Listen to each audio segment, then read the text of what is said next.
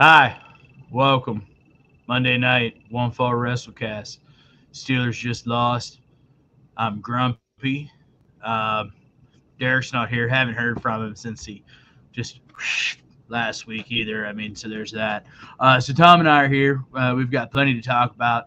As the thumbnail would suggest, Tony Khan has decided to take to Twitter this week, and you know, whoever said Tony Khan never created a star? Deanna Perrazzo has made her AEW in-ring debut, and that has been met with some strange backlash. Finally figured out what's up with Jungle Boy. I guess the real question is, does anybody really care? We got a bunch of things to talk about. Tom and I are looking forward to it.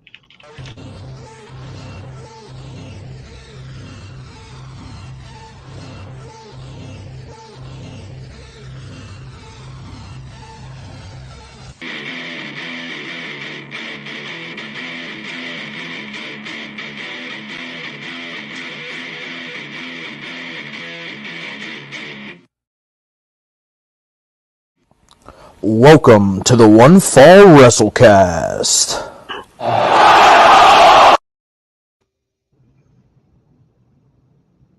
We the ones.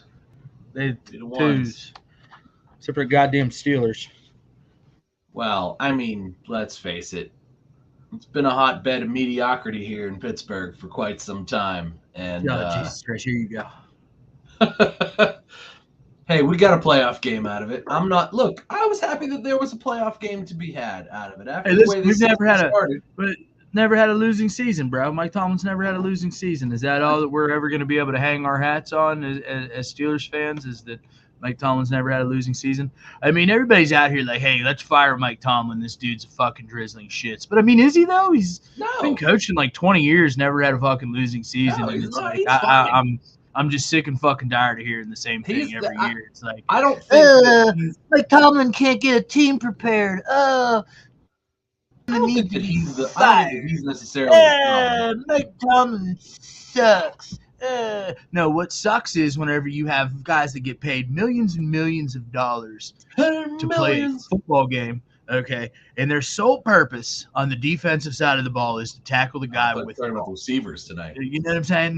Their sole job is to tackle people that have a football in their hands. And I mean, you snap them up, but we're at this point now where, like, you know, trying to form tackle is just a lost art. Everybody's just looking for the big hit, even though the big hit's going to draw a fucking yellow flag every single time. But hey, let's just keep looking for the big hit. Fuck form tackling. God forbid we use both of our arms and we wrap somebody up and we drive them to the ground with the force of our body. Yeah. Let's just go for the big hit. Let's hit the fucking truck stick. You know, the hit stick. Let's fly through the air. The yellow laundry is going to come out. Let's fly just through the fucking air do it. like your Roman Reigns. It's just This is a goddamn good ridiculous. segue. Like your Roman Reigns, you got to be able to fly through the air, and they have to stand Right. there like it's a professional wrestling match. You know, you're going to tell me that it's Mike Tomlin's fault that fucking I there was didn't tell you 16 that. fumbles I didn't say that. in the You first speaking half on the Steelers Nation offensive right side of the now. ball. Huh? I mean, I'm speaking for the minority of Steelers Nation right now because everybody's like, hey, he's got to go. Yeah. Shut up. Shut up.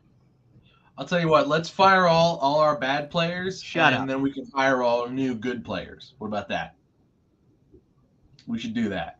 Well, we've got his bad players because we don't spend any money on good players. We just continue to just draft these young bucks, and then when they don't pan out, we just send them on their way, and then you know we sign the aging free agents off of the free market, you know, towards the end of the season to fill our injury holes, and you know it's just what we do. It's just, you know, listen, and I'm not saying anything. Goldberg in WrestleMania matches. Yeah, we're Vince McMahon. Exactly, that's exactly what it is. It's just like, hey, you know, hey, somebody called Bill, huh?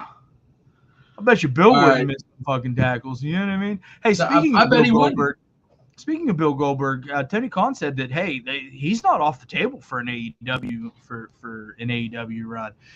They haven't closed the door on it, but they're far apart. I think that's interesting, right? Like, anybody really gives two fucking shits about Bill Goldberg.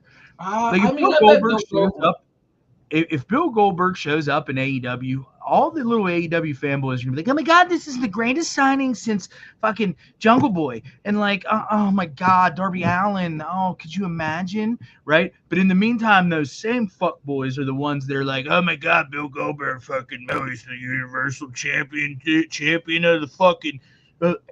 Of the planetary worlds universe thing. It's fucking ridiculous. But they're going to be the first ones. They're going to be like, "Oh, yeah, Bill Goldberg." So I want to say that you said something that I find very telling and very hilarious because it makes me gag when I see it online is, could you imagine?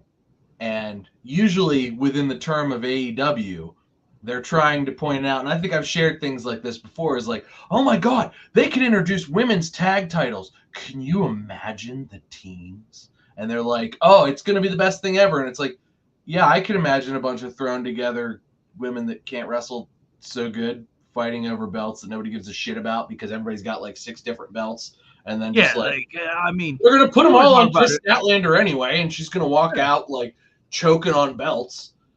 What's the difference? Yeah.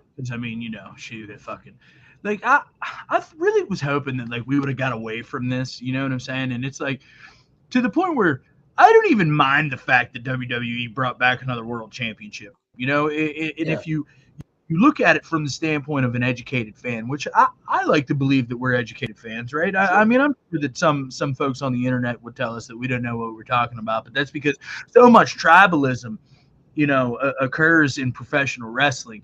And it's like, you're not allowed to like both products. You're not allowed to criticize both products, because if you're a WWE guy and you criticize AEW because it's not what you like, you're a fucking WWE mark. If you or you're an AEW fanboy, all you do is criticize WWE, right? And where's the balance in all of this? It's goddamn ridiculous, okay? And I'm so fucking sick and tired of the fact that we can't, as an internet wrestling community, can't just sit back, shut the fuck up, and enjoy what's on TV. If you like it, you like it. If you don't, you don't. We should all be able to have an opinion. I mean, after all, that's a God-given right for me to have a motherfucking opinion, is it not? Like, am I not allowed? How fired up you are tonight. Is somebody going to tell me what I can and can't think? This is tremendous. I love how fired up you are tonight. Well, you know, I'm salty as shit about a lot of things right now, okay? And obviously, I think the fucking Steelers are one of them. You know what I'm saying? And, like, that's enough to just send me on a fucking tailspin. Sure which, is. Unlike, you know, like most sports fans, you know, we put a lot of stock in things that don't have any bearing on our lives because it's fucking escape. Much like professional wrestling is, it's a fucking escape, right? But we want to just fucking, like, dive in on every fucking little single nuts and bolts. I mean, we do it too. You know what I'm saying? But it's like, we're about to do it. Yeah, we're definitely about to do, because I got a lot of fucking opinions, and I'm gonna give my opinions because, quite frankly, there's nobody fucking in this room, at least, that's gonna try and stop me. You know, so there's that. I mean, I'm sure that somebody's gonna who growed up Walt's ass today, huh? I mean, it was the Buffalo Bills, at least, all of them. The Beals. The Beals. That stupid fucking governor of fucking New York. Hey, Steelers fans, I closed the interstate so that you can't make the trip from Pittsburgh. They made it anyway. Shut up. They made it anyway. Did you see them shoveling snow out of their seats? I mean, they didn't show. Listen, they didn't. The team must have missed the bus. They didn't show up until the second half. They sure didn't. Know, so there was that whole thing. They sure weren't there in the first quarter. I'll give you that. I'll tell you that. That first quarter, I don't think those were Steelers that were playing. They looked more like the Pitt Panthers. I don't know that the Pitt Panthers showed up. I don't think it seemed like there was nobody there on that. Maybe it was the Duquesne Dukes, huh? Maybe they made the fucking trip to Buffalo. They were the ones. They showed up. I mean, to be fair, the Dukes were going to beat fucking WVU in that fucking second game of the season. Had it not been for the weather delay, I believe that they might have beat WVU, and WVU's season would have been extremely different. I'm sorry that I keep digressing back to football, but, I'm a little fucking hot right now.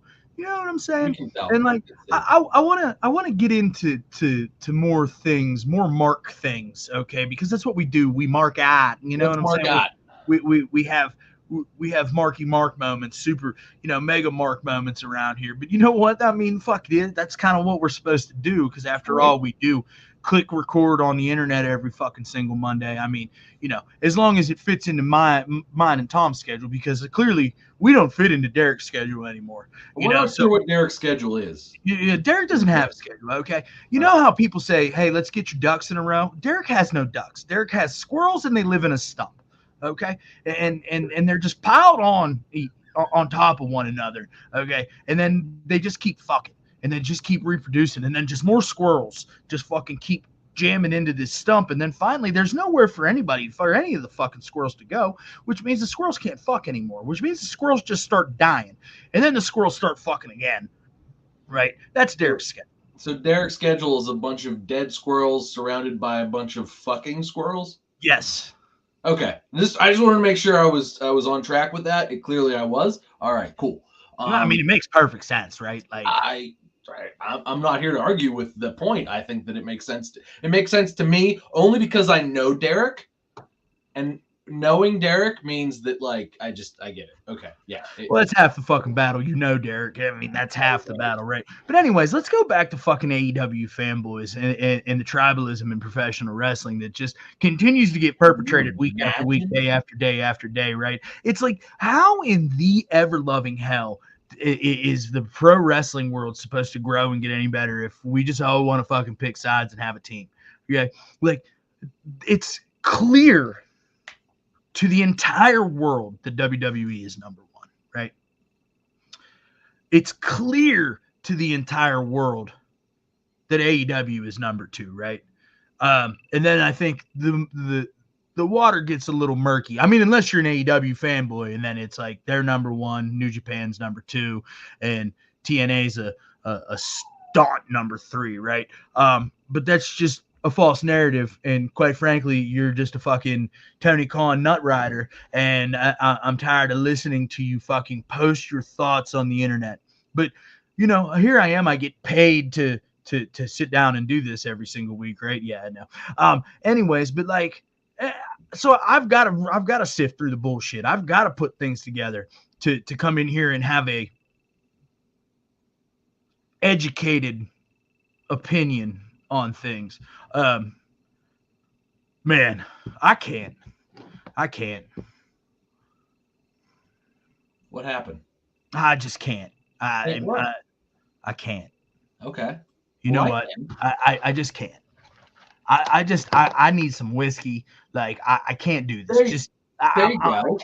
I just go. Get a whiskey. Get a whiskey. Quite frankly, it's ridiculous that, like, we even have to be having this conversation in the first place, because, like, it's just, why are we still talking about 2022 things in 2024? Like, I just don't understand what the problem is with fucking wrestling fans. Okay, just shut up and be happy that there's things for us to watch. All right, like, I mean, you go into Baskin Robbins with their 33 flavors, you're not going to like everything that Baskin Robbins has to offer. And that's okay. That's okay. But you know what? I mean, I might not like the pistachio ice cream, but I'm willing to bet that I like the turtle ice cream right next to the pistachio ice cream that's fucking sandwiched in between the coconut flavored ice cream that I'm definitely going to gag all over. I don't like coconut ice cream either. And it just puts me in this situation where it's like, who hurt you? Like, who hurt you? Who hurt AEW fans? Like, did Hulk Hogan? I'm still fucking talking about fanboys. I mean, did Hulk Hogan? Like, I think he touched them. Did he come into your dreams at night and tell you, "Hey, say your prayers and eat your vegetables and drink your vitamins, brother, but don't go down into fucking Mexico and fucking get those Mexican vitamins, because that shit'll give you the runs, brother."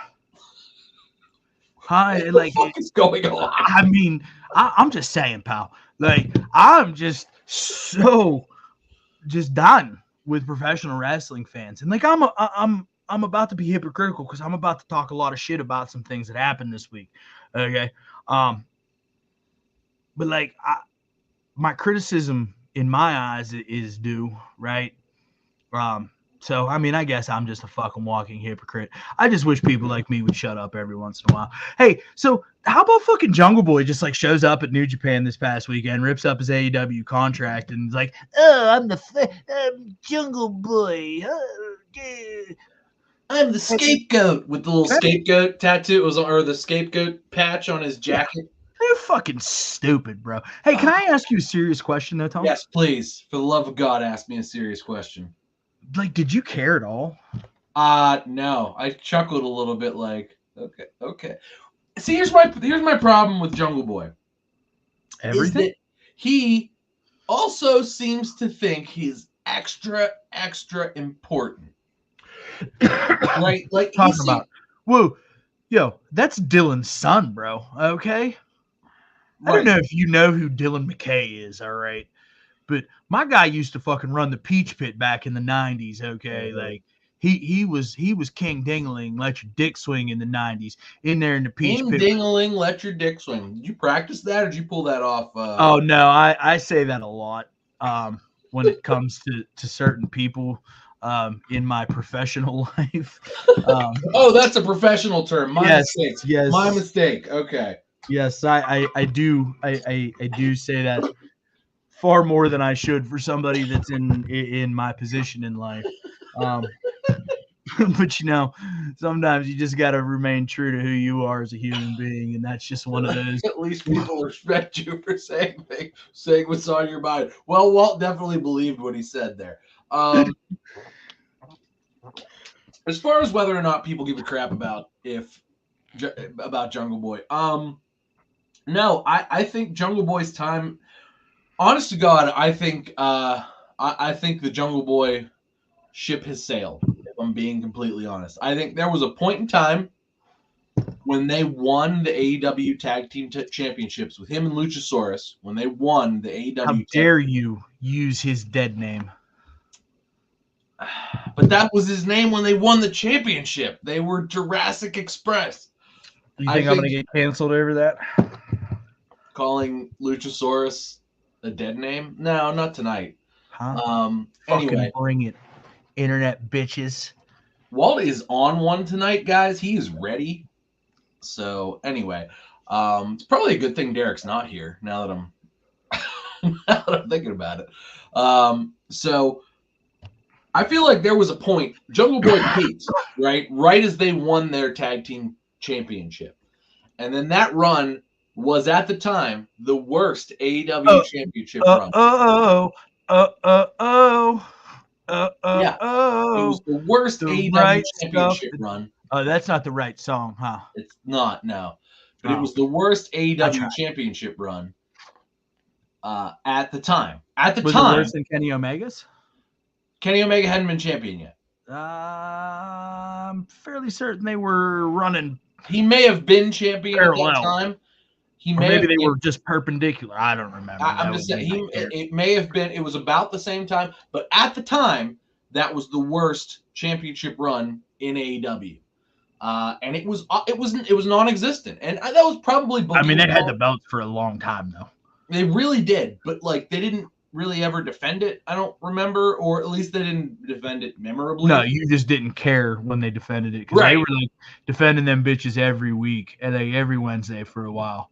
You just didn't care. Oh, I mean, that's probably true because it was probably against jobbers or against teams that were clearly not ready to beat them, clearly not ready to be the champs. It was probably like just ass teams. They weren't like defending them against the Young Bucks. They were defending them against like. If I'm not mistaken, they defended against the Bucks at least once. I'm fairly certain. Didn't they win them off they won them off the Bucks? Did they not? I believe so. And the Bucks probably got a rematch, and that was probably cool. Like it was probably very shortly after they beat the Bucks, they then beat the Bucks again. That was probably now that I think about it, that was probably okay. It probably started okay, probably had a decent like start, but then it was just like it was boring because they'd win by the skin of their teeth, or it just never really clicked for anybody. it's very reminiscent of what Hangman Adam Page's run kind of was, if I'm being fair. Like, it was just nobody ever gave a shit. And then other teams did it better afterwards, after they lost. But now that Jack Perry's back and he's over, and I guess he's Jungle Boy in New Japan. Oh, is he? Well, he's got the trademark to the name, does he not? I mean, I don't fucking know, bro. Like, well, I can't watch New Japan. So I know he's not really fucking. He's not really what? You know, I said, I mean, for all we know, he's not really even in New Japan. He's probably still under AEW contract. Tony Khan's just probably over there twiddling his fucking twat. I mean, he definitely is under AEW contract.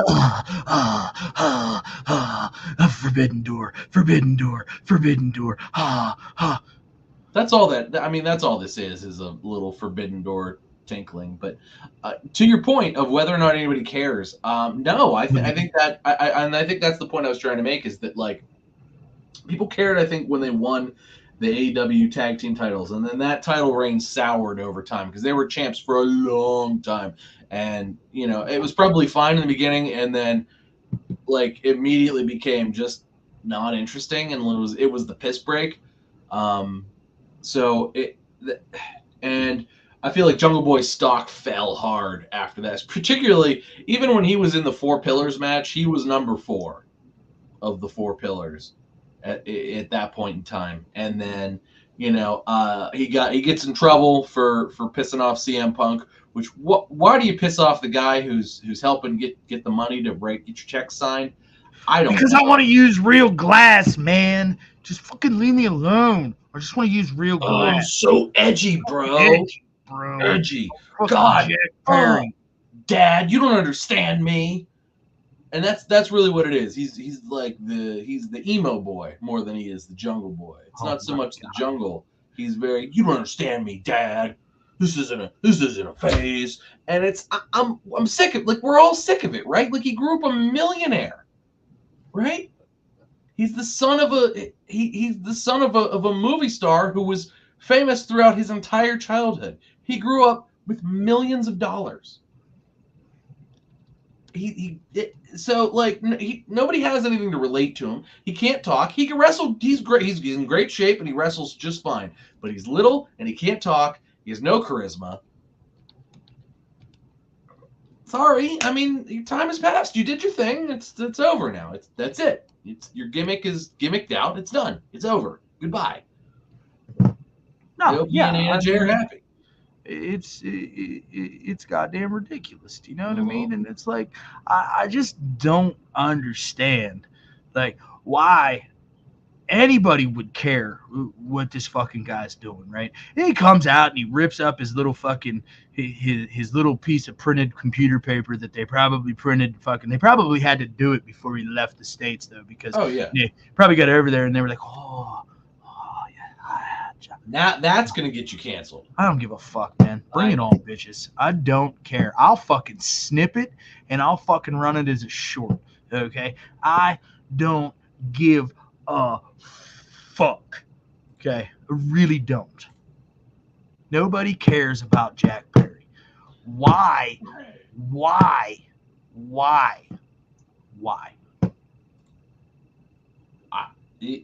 Because he's trying to be relevant, buddy. Like, you have to try to be relevant. And he's being edgy and he's trying to be relevant, but you know, I would probably respect him more if he fucking went and joined the Reverend, the what's his fucking nuts, James Mitchell, doing some fucking coke, okay? He didn't even need to go far. He could just go fucking knock on Tony's office door and be like, hey, boss, can you spare a bump? Like, I mean, I didn't. Tony looks up from a pile of cocaine on his desk. Yeah, man, put your face in this shit. It's amazing. Face right back into it. It makes you book the best wrestling shows. Shit, pal. I've never booked any better since I've been on this shit. It's great. Everything's great. Everybody's great. You know what though? Listen, I gotta listen. I'm just gonna put it out there for the AEW fanboys. This is gonna be a fucking very AEW bashy fucking bashy show this week because Unfortunately. a lot of dumb shit has happened on that side of the fucking coin this week. Okay, like a fucking lot. It's unfortunate too because like just WWE has just sort of been like, well, we just put on a couple good shows and nobody did anything out of the ordinary. Nobody said anything. Nobody went. So it's like it's kind of impossible to talk about AEW or WWE. It's like, oh, what happened on WWE? I don't know. Wrestling happened and people watched and it was entertaining. It's like, what happened on the Big Bang Theory reruns? They were fun. Yeah. That's what WWE is right now. It's better because it's new, but it's like, oh, what happened on the Big Bang Theory reruns? Like, oh, not to say that I like Big Bang. I really don't, actually. I kind of think Big Bang is stupid, but it's not worth talking about. Because it's probably got fucking. I would say, what do you think? What do you think Big Bang reruns get weekly? 850,000. No, they actually run into AEW Dynamite. They're over 1 million. Okay. Over 1 million people watch Big Bang Theory reruns, and then that's what actually runs into Dynamite. That's why Dynamite's ratings are as high as they are, because okay, but so if 1 million people are watching fucking Sheldon, penny, like, then why can't fucking AEW seem to pull 800K these days? Like, oh, I know why, because their television show's dog shit. Well. And also, I feel like they lost all the good faith. So AEW came into the space with tons of good faith, right? Just an immeasurable amount of 797,000 viewers this Yeah, it's bad. It's going down every week. It was 801 last week, and that was bad because it was down. That was down from like 830. And now we're down below 800K as an average. It's really like the trajectory is. Like, do you know offhand what Collision did this past week? Something like 390, 395. Like, what a fucking just snake bitten time spot. Like, Tony Khan made two of the biggest fucking wrestling business mistakes I think that any young promoter could have made in negotiating a TV deal, right? You've got a fucking block of time on Friday from 10 o'clock at night until 11 o'clock at night. And that show gets bounced around like a goddamn ping pong ball at a fucking frat party. Yeah. Right?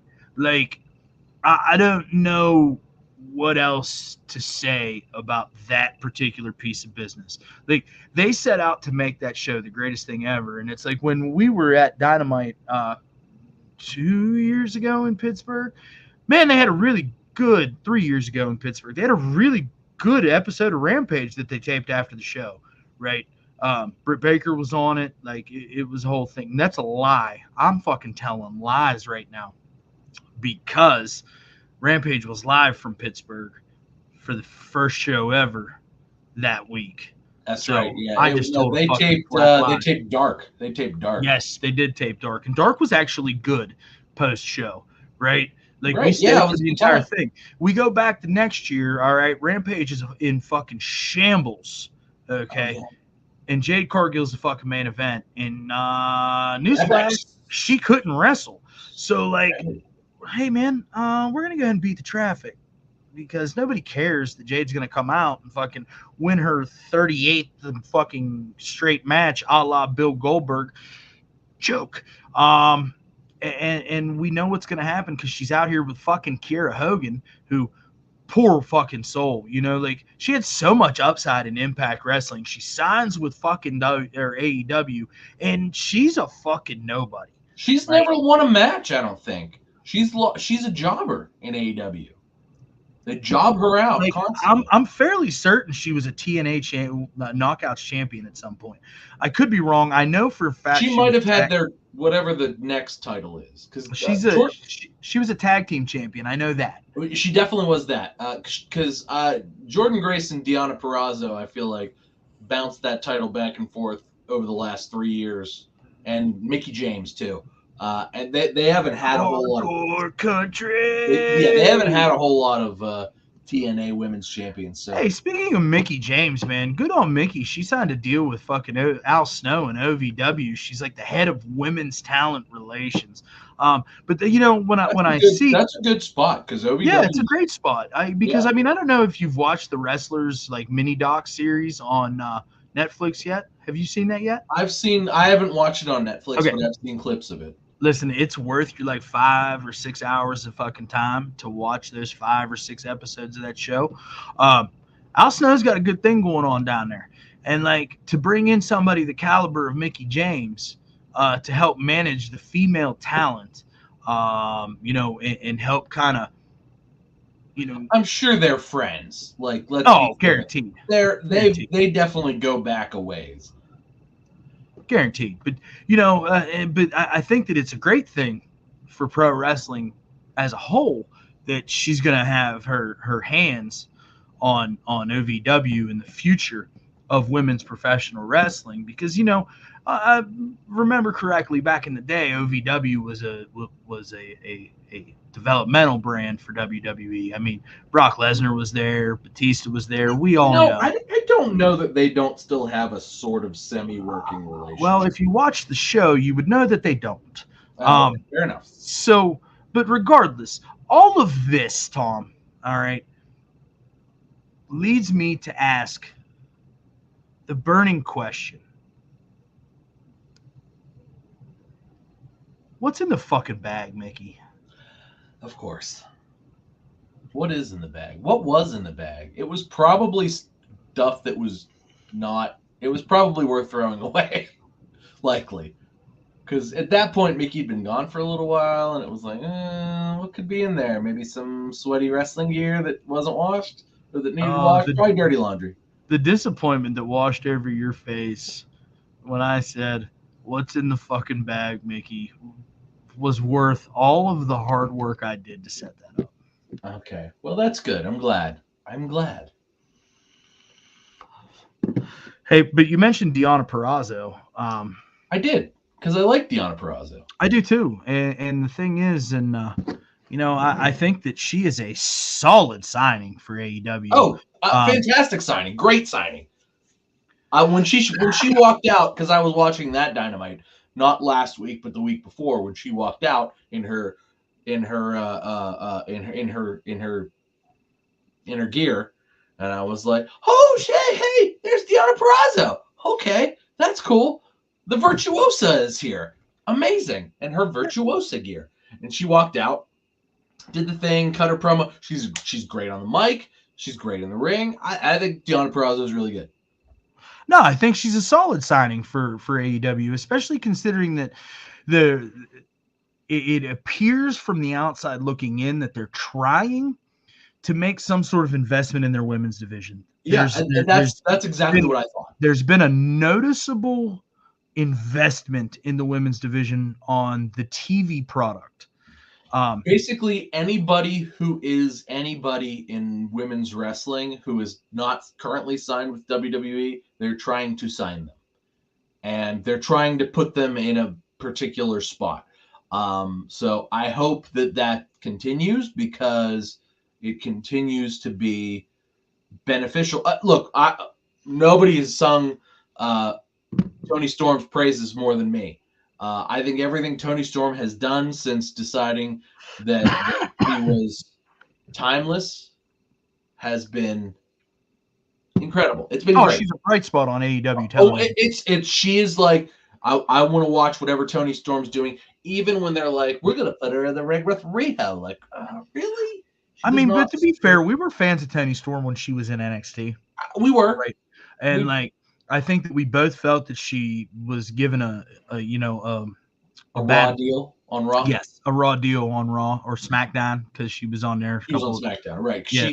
You know what I'm saying? So I really would have liked to have seen what would have happened with, with her and Charlotte, had she not just been like, I'm fucking going home because I've had enough of this shit.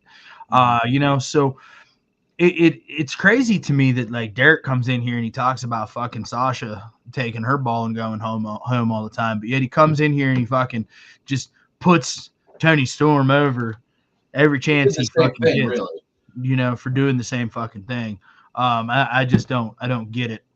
But we're all hypocrites here, me especially today, because I just went on a 45-minute fucking rant. Well, it wasn't 45 minutes, but you get what I'm saying about fucking AEW fanboys. And now here we are 35 minutes into the show, and I'm still pissed off about AEW fanboys, but yet I'm just talking shit just like they do, right? So I guess I'm just no better than them, baby.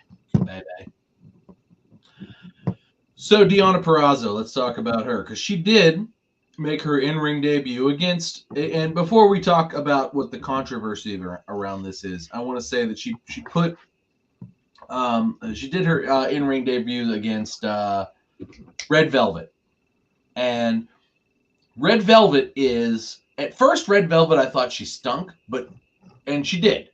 But Red Velvet has come a long way. She's become a very good hand, especially with her heel work. Yeah. She's become the Red Velvet of 2 years ago has consistently improved and improved and improved and improved. And unfortunately for her, she was really put into a spot initially when she was not any good as sort of a star. And she was sort of like laid out to dry, like hung out to dry, right? She was just put in that I'm a star position. And like she was a botch fest. It was bad. And so they pulled her back from that, and rightfully so, because they did not need to hang her out to dry every week after week, just showing how green she was. But to her credit, she put in the work, and she has become quite a good hand, especially as a heel, because she bumps really, really well. And I think that's really what we've seen out of her, is she's become I don't want to say she's a bump machine, but her bumps have become sort of, she gets people over. Now, that makes her kind of a jobber in AEW. Like, she doesn't win ever, but she bumps really, really, really well. So they put her in with Deonna Purrazzo. Clearly, Deonna was going to beat her, right? There was no question about it. No question that Deonna Purrazzo was about to beat her. But, and she did. And I thought they put on a fun little match. I thought it was cool. I'm glad Deonna Purrazzo is here. This is going to be good. Obviously, this is her debut match. Deonna Purrazzo is going to win, but she's here with Red Velvet. Let's see what they can do. They put on a great little match. Deonna Purrazzo wrestles great. She's always wrestled great.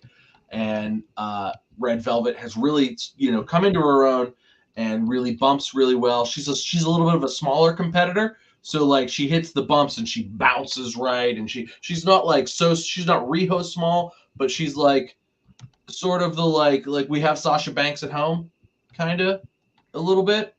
Like she doesn't take the bump where it's like, oh my god, she's dead. Like she doesn't take those bumps, but like when she takes bumps, it looks I believe that she's being hurt. Absolutely. She's kind of got that, like, we always talk about the Sasha Banks ability to take those kind of bumps, right? Like,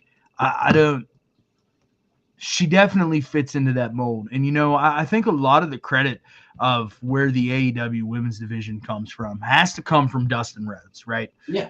That it's got to start there. I think a lot of that's got to be attributed to, Serena Deeb when she's been around. I know she's been hurt, but they were really pushing her they were really pushing her in that 5-minute can you beat the professor thing for a little while. I'm excited, really, if I'm being honest, about the state of AEW's women's division moving. It's getting better for the longest time. Deonna Purrazzo involved. And for the longest time, AEW's women's division was not getting better. Like they would sign people and they'd be like, "Oh, this one's the game changer." And it was like, "Is she there?" Like, I loved Paige when she was Paige. Saraya is not panning out at all, unfortunately. I just don't. I just think that with the neck injury and how limited she is with all of her other, she's just not. She can't be what she was for WWE. You know what I mean? Like, she could be a mouthpiece still, probably. Even that, though, she's sort of a kind of like wild card a little bit. She kind of goes off the cuff, and then she loses her train of thought, and she just kind of goes off. And it's so, there's ups and downs to it, and it wasn't getting better for a long time. But I feel like now it's getting better. They've given Toni Storm a chance to sort of shine, and now Toni's Tony's doing great. And now with the bringing in, Red Velvet's starting to come into her own. There's a lot of people. They overexposed Britt Baker because they didn't have anybody else to throw out there, and they've pulled Britt back a little bit. And, I think once Britt Baker's back into the mix, that's going to be better. And now they've got Deonna Purrazzo who's clearly a main event talent. Like as far as the women's division is concerned, she's a main event talent. She's got it all. She can wrestle, she can talk, she can do all the big theatrical things, So I think to put her as the virtuosa, as to the timeless Toni Storm, I think that'll be a cool. Once that happens and once that becomes a thing, that could be a cool feud. That'll be a fun feud to watch. And I really hate that Ruby Soho has gotten lost in all of this. She really has, and I don't. I hate that too. So excited about the prospect of Ruby Soho in AEW, just because I feel like she didn't get a great deal under Vince's reign in WWE. And she's a talented young lady. She's another one that when she takes those bumps, man, she just looks like she's fucking dead. She might be the best in AEW. She's the best at it. That's her. Her and the rest of who were the Riot Squad at the time made Ronda Rousey look like $1 million. When they were gone and Ronda Rousey came back, Ronda Rousey looked like shit. Oh, yeah. Well, now Ronda Rousey just shows up and does a fucking Ring of Honor match because she owes fucking her friend Marina Shafir a fucking favor. Bullshit, bitch. You were looking for a fucking payday. Don't lie. It's okay. We can tell. It's okay. It is okay.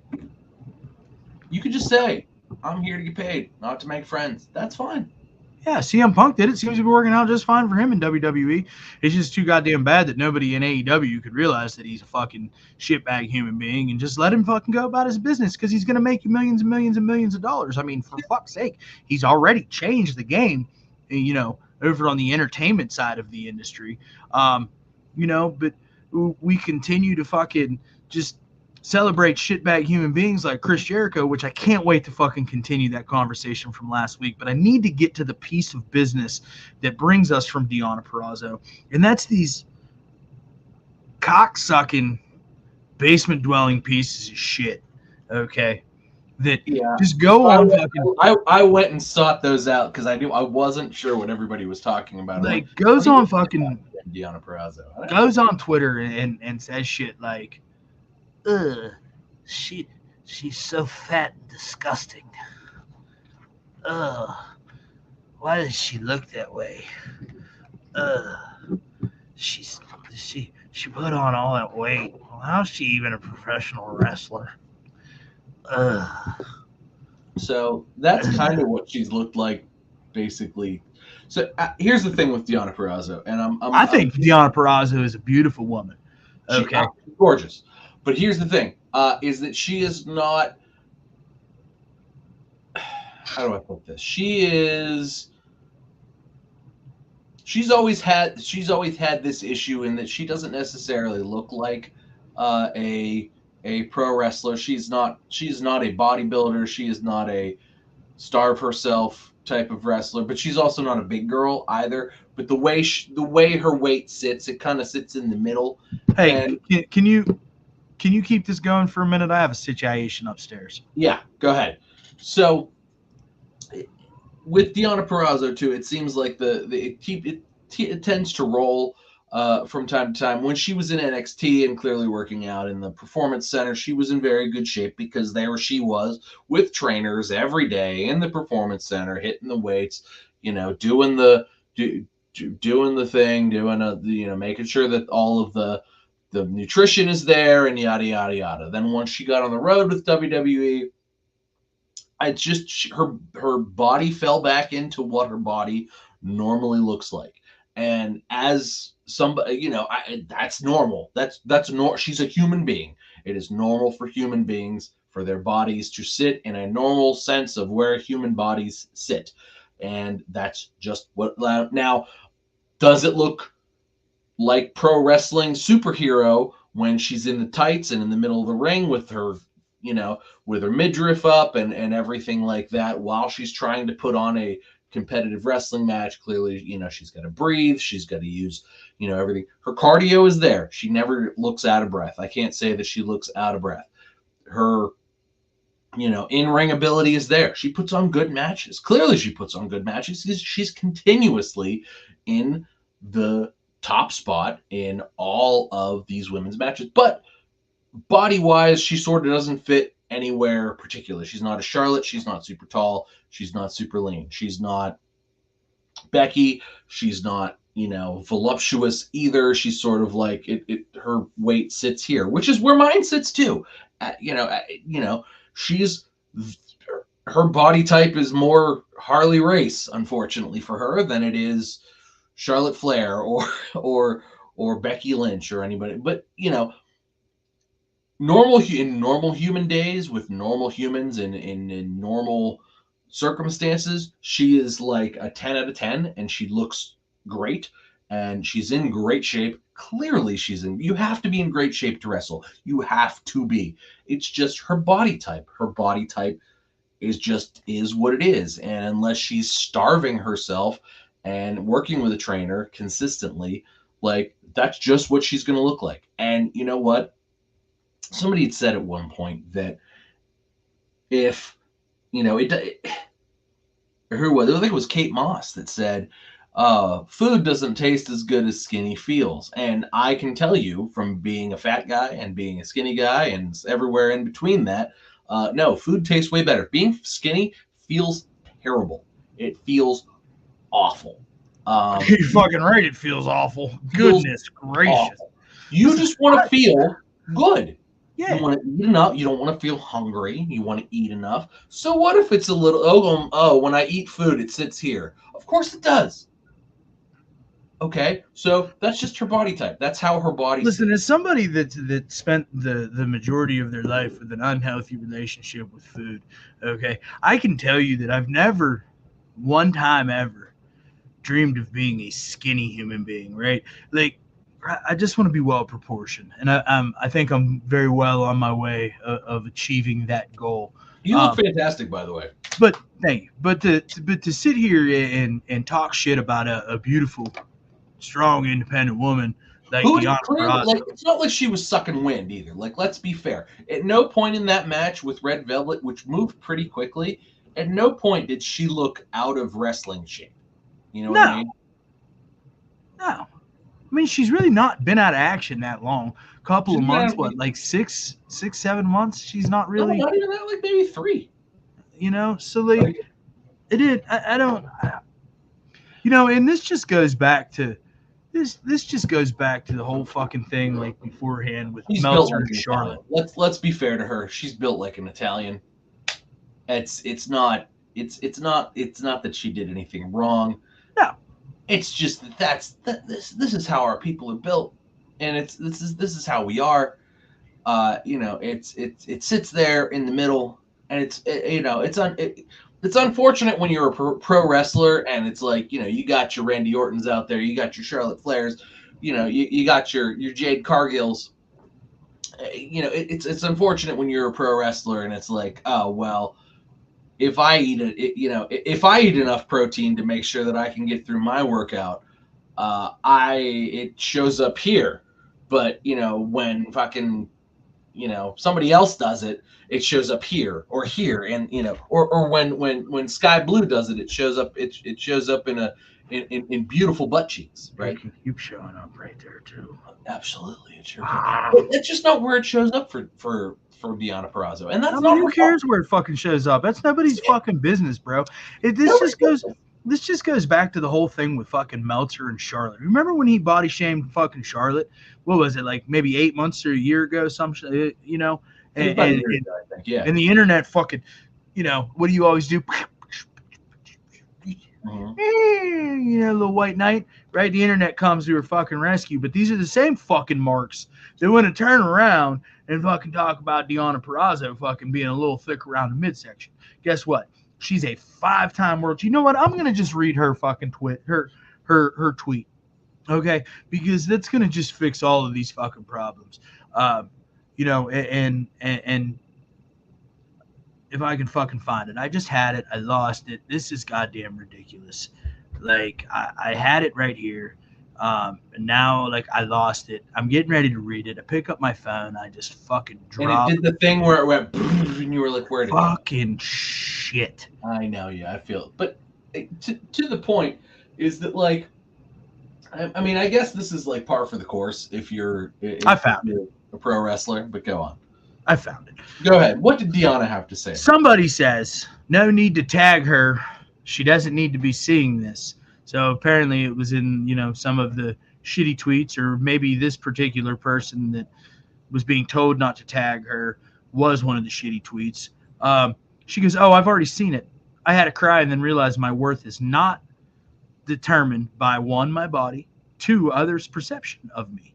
I'm a 5-time world champion. I have worked with nearly every major company in the world. I'm one of the greatest wrestlers in the world.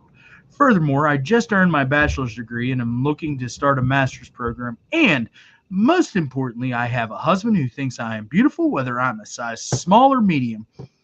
I've never been a size small. They are entitled to their opinion, and I'm entitled to tell them to kiss this fat ass. And it's a picture of her on a beach in a little thong bikini thing. Okay, I'll kiss that fat ass. Okay, shut up, you fucking marks. Can't fucking stand people, man. That's the other problem too, is that like the guys that make these comments are like, buddy, you've never been with a woman? I don't think. I feel like those guys have never been with a woman. Not only have they never been with a woman. Now, those are the type of guys that spend fucking 60 G's a week on OnlyFans content creators, okay, because they can't get out from underneath a fucking grandma's basement. And then they're like, hey, Mom, meatloaf, need to meatloaf. You know what I'm saying? Like, shut the fuck up, dude. I'm not even sure that, but it's such a like. You're right, because it's such a double standard. Because these guys don't look like that, and they can make the excuse of like, well, she's a professional athlete, and I just. I mean, to be fair, you spent an entire year plus body shaming fucking Joey Janela, But I will do it again. You ate a little bit of crow when he came out looking fucking all jocked. Well, good for him. He was jocked for a minute. I mean, he still wasn't any good at wrestling. Now he's probably back into fucking the PCP and fucking in IPAs. I mean, I'm sure that, he partakes quite frequently, living that independent wrestler life these days. And, so that's neither here nor there. We digress. Who's making that big money? I did it. It was me. I'm the one that did it. He's making that big independent money now. I'm the one that did it. Now we have to set the like 400 episode fucking counter back to 0. We tried. Listen, we talked about it on fucking Freestyle Friday 2 weeks ago, and like I got real butthurt because it's like, hey man, we haven't fucking bashed on Joey Janela in a long time, and you were real quick. You were like, hey man, this isn't the main show. Like, it doesn't count, but it fucking counts today. Yeah, man. I just, I think that there's a certain point in time in the world, in life where like, yeah, you're entitled to your opinion, but even if you think that she's a fat fucking slob, okay, don't fucking tag tweet her and tell her that she's a fat fucking slob. And more importantly, before you log on to the Twix and you go to hit that little birdie button. I don't know what it is these days. I just realized that our thing right here needs updated too, because it's got a birdie. Not leave it. People know what it is. But like, go do me a favor. The next time you want to fucking go on the internet and you want to fucking shame somebody for the way they look, I want you to go and I want you to walk into your bathroom or your bedroom. But and I want you to put your hands on the fucking sink, okay? And I want you to lean in real close, just like this. And I want you to look yourself in the eyes, in the mirror, and say, should I really fucking say this? Look at my fucking smoosh. Good God. I look like I haven't brushed my hair in a fucking year. And I'm going to say somebody's overweight? I'm going to say somebody's ugly? And if you can say, hey, I look pretty fucking good, I'm going to go say this. Don't. Just stop. don't fucking do it. Especially when a woman is concerned, because then you just look desperate and stupid. You're never gonna look good. You're never literally people who you respect or look up to, or who look 100% better than you, like literally every other pro wrestler ever, is gonna look at you and be like, "You're a fucking piece of shit." You want to be called a piece of shit by every pro wrestler you like, because that's what's gonna happen when you do that. The only thing that I will say about Deonna Purrazzo is that, unfortunately for her, is that I feel like just because of her body shape and the way that she carries weight, unfortunately, I feel like that's really the WWE, like she won't be back in WWE as a main event talent, but I feel like that's really where AEW should shine, especially in the women's division, whereas you can pull out women like her who don't necessarily fit into, like, I'm in the big woman role, I'm a regular sized wrestler role. Because let's face it, in WWE, that's the only roles they have. You're either Nia Jax and Piper Niven, or you're Becky Lynch or Charlotte or whatever. Like, you don't get to be, there's not a whole lot of middle ground, right? Right. So unfortunately for her, that's where that is. But AEW can be all of that, and it should be. And that's really what they should be embracing and moving on, because Deonna Purrazzo she is money. Like, let's be 100% fair to this. Being in wrestling is about making money, and it's about making money in ways that other wrestling promotions are not making money. Right. Deonna Purrazzo is money. Yes. And she belongs in AEW. Yes. She's a fantastic addition because she is money. And I want to see Deonna Purrazzo versus Toni Storm. I want to see Deonna Purrazzo versus Britt Baker. I want to see those matches. And now you don't want to see Deonna Purrazzo versus Riho? That's gonna fucking put some asses in some seats, pal. I don't really want to see anybody versus Riho. It's gonna happen anymore. I'm sure it will, and I'm sure she's gonna have to sell for her, and that's gonna be weird. It'll be weird in the same way that Toni Storm selling for Riho is weird, though. So I can grin and bear it, but it's not on the list of matches I want to see. We'll put it that way.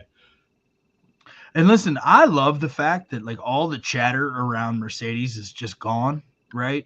It's because she's gonna be a surprise entrant at the Royal Rumble at this point. Like, yeah, I mean, she's going to WWE. Like, that's, like, we can be fair about this, right? And say that, like, that's I mean, she's been seen in public 3 times in the past 2 weeks with fucking Bayley, and they've not been seen together in public in over a year. And they are best friends. The bestest of them. That's very telling to me as a super mark. Oh yeah. At no point do I believe that she's going anywhere but back to WWE. Like that, I feel like that's signed, sealed, delivered. I think Trinity's coming. I think Trinity Fatu's coming back too. I think I think we're getting her back too. I think we're gonna feel the glow here shortly. I don't listen. I don't give a fuck if Naomi comes back to WWE. I don't care if Naomi comes back. If they repackage her, I might be into it. I would hope they put her in the bloodline. Get it to the flow. I'm good. Like, no.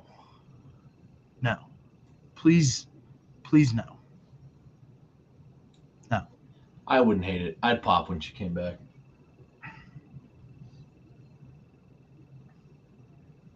No. I don't know what's going on with the USA right now, but like I get little clips and then it's like coverage will resume shortly. It's weird. Just no. But hey, listen, keep your fucking comments to yourself, internet. All right, you just look dumb. Okay. You look dumb. Like she's clearly like she's a top star. Like it's really hard to be like. I mean, unless don't be a trash human. Don't be a trash human. Like she's She's a top star. She's one of the only women who makes noise outside of the WWE bubble, and she was and also out of the AEW bubble. She was one of the. It was like her and Jordynne Grace were the only ones we were like talking about outside of those bubbles. Absolutely. Listen, it'd be cool if Derek was here because he had something. He posted something in the group chat. His one contribution in the last 7 days was a picture of Abaddon with some disconjointed comment about booking. I don't know where he was at with that, but I wish he could explain it. Yeah, but that would required us to bend two fucking squirrels in his stump, which we're clearly not. We're clearly ducks, and we're clearly in a row, and spent my whole day re-putting them ducks in a row. I spent everything today because I knew. I knew that it was a holiday, right?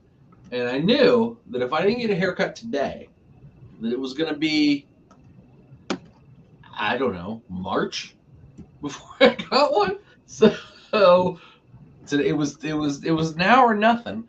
And I gave the boy a haircut because I was going to take him to get a haircut, but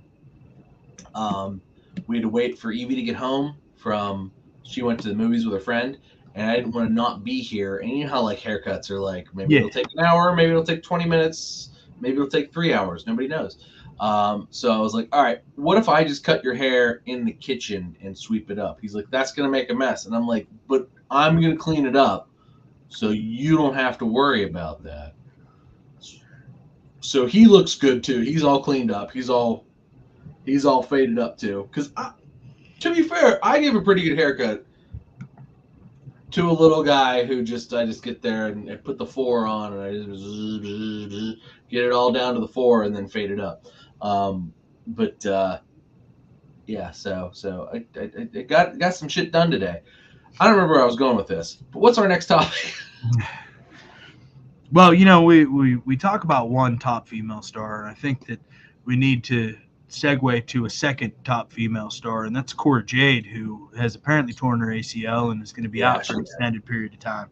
I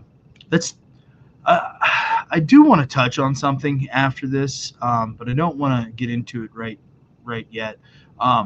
Pretty disappointing from the standpoint of wrestling fans and the future of women's divisions to not have Cora Jade on your Tuesday television. Yeah, I agree. She's been doing some really great things since the heel turn and like kind of got away from the Darby Allin gimmick a little bit. And she's, kind of really filled that role that Mandy Rose left. She's been something to watch. So she's been interesting to watch. Her WWE correctly saw potential in her. And I think that, they put her out there as this like plucky kid. And that's all she was really at the time, is this plucky kid. They put her out there as this plucky kid. But now like she's had some time. She's had some time to work. I mean, let's be fair. She's had some cosmetic work done. She's also done. She's put the time in at the gym. She's starting to look like a top tier superstar. She's what, 22? She's a child. Like she's a little kid, but she's like 22 years old, and she looks like a superstar. Her in-ring work gets better every single time. And she's young too. What is she, 22, 23? Yeah, like she's a kid. She's 22.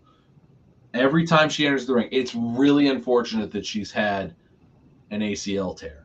I mean, I don't know how long. What are those? 6 to 8 months, probably. Yeah, 6 to 8 months, depending on the severity of it. Like, I think they're saying Charlotte might be back by fall, and that's best case scenario. And that happened in Charlotte's is worse. Yeah, she's got some MCL and patella tendon damage as well. And Charlotte's what, a year or two younger than we are. She's not like Cora Jade's 22 years old. Charlotte's 38 or whatever, 30. Right, but that also begs the question, what's it going to do for her confidence coming back? You know what I'm saying? Like, So how is she going to handle that at such a young age? So I feel like that's really the test of the character, right? And so maybe this is sort of a like, I would say a blessing in disguise for her, because this is the make or break moment for her, right? Like, okay, she was coming into her own here, really. Like she got a big jump off the start, and now she was coming into her own really with this heel turn, doing great work, and I mean, shit happens. These ACL tears are so it just seems to come kind of out of nowhere, and really, it seems to be kind of like unfortunate with the women's division is that like there just seems to be women who just continuously have knee issues. Like lots of them coming to mind. Like, oh yeah, knee issues, huh? Knee issue. Wow. But I mean, let's think like Dakota Kai. Like she continues to have. Sir. I'm just saying, it just seems it doesn't. It happens to men too, but like. I mean, yeah, I'm sure it does happen to men. I mean, didn't Sonny Kiss tear his ACL at some point? I'm just saying. You're there. That's where we're going with this. That's where you're going with this. Hey man, listen, I'm just fucking on one. So like, I want the internet to come after me this week. I got to work this week, so maybe they should come after you and not me. I mean, first time for everything. Oh, fair enough. Tom doesn't know what he's talking about. Tom's watched all the wrestling. All the fucking wrestling. But basically what I'm trying to say is it's super unfortunate, but it's not super uncommon. It's now kind of a testing ground for her. Because, I mean, I feel like even Rhea at one point tore an ACL, right? And it's like you just have to kind of adapt your style to make sure that you're not blowing your knees out constantly. And that's kind of the thing, because think about poor Chris Statlander. Chris Statlander's blown her knees out like a lot. Yeah, he's only 5 years old. Most of that time, Chris Statlander's been out with knee surgery. This is true. That's facts on facts on facts on facts. She must have been in Jericho's room. Jesus Christ. Anyway, so I'm just saying that like you have to figure out how to work a style to where you're not going to blow your knees out, and I think that Cora Jade is kind of learning one of those. But it's going to be a test of her character and a test of her comeback ability, because injuries happen, especially during long-term careers in pro wrestling. Injuries happen. I mean, Randy Orton was just out for a year, and he's one of the most decorated guys of all time. AJ Styles has injuries and is out a lot. But AJ's got a lot of miles on the body. AJ's got a lot of miles. You're right. That's a good. That's. I mean, Randy's got a lot of miles too. Taking a lot of bumps. So there's a lot of there's a lot of iron women, but there's also a lot of you need to make sure that you're taking care of certain points that are more prone, and knee injuries, I feel like in any professional sport are kind of a big deal. So you need to kind of make sure, especially after you've had your first one, you go, okay, well, I got to make sure I protect my knees as best as I can. And so because once those go, you can't wrestle anymore. So I just came to this ludicrous realization, right? And I'm going to go fix this really quick, and then I'm going to talk about it. And then I want to pick up where we left off with this.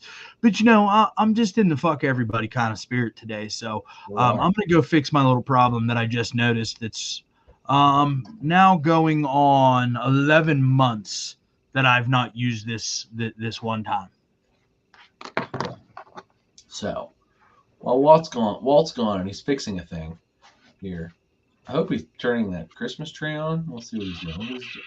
Oh, the lightsaber. That works too. I thought he was going to turn the Christmas tree on, but that's even better. What's up there? Hey there, Mace Windu. Welcome back. You like that, huh? I do like that. I can hear it over my headphones. I can hear it. Can you? I'm gonna go turn it off then, if you can hear it. Yeah, that's not good. It looks good though, there, right? Like, Looks pretty great. cool. I've only had that up for like fucking a year almost, and you know, It's the Mace Windu lightsaber. actually, I built that. Okay, it's got You like built it in Disney World. yeah, it's got like Sith handles. Oh, okay. Yeah, with purple blade, like it. You know, it's the cheap one though. It's not the expensive one because like That one's like $350. I wasn't doing all that. Oh, it turned off by itself because I didn't touch it. So that's good to know. Yeah, it doesn't stay on forever. That's good to know. So, yeah, but maybe there's a way I can rig it. I bet you I can. It would have to like you'd need something on a timer that like turns it off and turns it back on. Nah, I mean, what if I just throw some LED strips in there or something? Oh yeah, it's even better. I mean, That's yeah. easier. That's neither here nor there. Yeah, Anyway. so I'm like engineering it so that it goes. You're just like, what if I just put lights on it? Like, oh yeah, that makes sense. Yeah, I mean, I don't want the sound. I just want it to be lit up back there. Yeah, you know, a nice little color pop. I need to fix that wall. Did Derek help you build that? No. So my fuse box is right there. So like, I had some issues a couple of months ago that are still not resolved. But I'm just really tired of looking at it. And two screws hold that piece that piece of wall in. So like, I don't know why I don't just tack those screws up and make my room not have a giant fucking hole in it anymore. I mean, that just seems logical. Maybe. Yeah. So, hey, listen, but to piggyback off of the Cora Jade thing, I saw a comment on the internet the other day that really made me chuckle. And the comment was as such, this isn't verbatim, but seems like there's lots of injuries in WWE these days. This shit never happened on Vince's watch. Did it though? I feel like it did. I mean, not like this, but I mean, you figure right now you've got Cora Jade out, you've got Dakota Kai out, you've got Charlotte Flair out. I mean, Big E's still on the shelf. You got Xavier Woods is out. You've got fucking Woods just wrestled tonight. Woods back. Okay. Yeah, he just wrestled tonight. He's back. You know, I don't know what's going on with Sheamus, if he's just taking some time off, but he's been off TV for a while. He's you know, old. and then you've got the whole thing that happened on SmackDown on Friday with Theory and fucking Carmelo Hayes, who by all accounts are, from what I've seen, are both good to go. Yeah, they're fine. Which is great news. That was a scary minute. I have a theory about that. But I want to get your opinion on the "this never happened on Vince's watch" thing. So it's not exactly true. A couple of the injuries that you mentioned did have, because Dakota Kai's been hurt since Vince was in charge. Same thing with Big E. No, Dakota Kai came back at SummerSlam a couple of years ago. Right when Triple H. Right, you're right. Right is okay. Okay, I'm wrong, but the Big E thing happened on Vince's watch. No, I don't believe that. I think that there's been, unfortunately, I do feel like WWE has been bitten by the injury bug. A lot of those seem a little fluky, maybe a little stupid. The Charlotte one's a little stupid because I think it happened when she did and she's done this before, and everybody does that moonsault from the top rope to the outside, and they land on their feet. But that's where it happened for her. And she's done it. We've seen it 100 times, but it's not a great. It's a spot she probably shouldn't do anymore, if we're being fair. The Cora Jade one, I didn't see. So I can't say if it was a fluke or not, because a lot of these are flukes. Dakota Kai's is a fluke. She wasn't trying to do anything special. It just her knee pushed the wrong way, and it's wrestling. It's a thing. It happens. There's just, did it happen less under Vince's watch? No, I don't think so. I think that it's a weird time at the moment because it's a lot of knee and shoulder stuff and neck stuff. But at the same time, I feel like there's a lot of things that happened under Vince's watch, and like all those guys are already back. So like NDAs and sex scandals and I was thinking more Randy Orton. that, But I mean, I was thinking more Randy Orton and AJ Styles, but okay. No, I mean, I feel like it's just par for the course for professional professional. you want to know what I think? Do you? What? No. You Yeah. want to know what I think? Yeah, I do. I think that this is just the price to play, right? Like, Yeah. we're getting a WWE product that is still very, very TV centric and still very, very TV entertaining.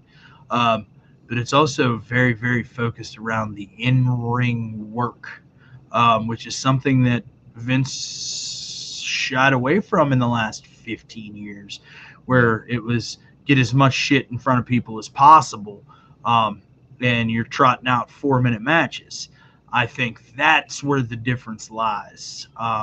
Things are getting some time, so people are getting hurt on an individual level. However, that being said, and I agree with your point there. That being said, you're right. People are getting to work longer matches, and in working a longer match, there's more time for injury to happen. That being said, they're trotting out less old guys one at a time over long periods of time, and a lot of times those guys would get hit hard.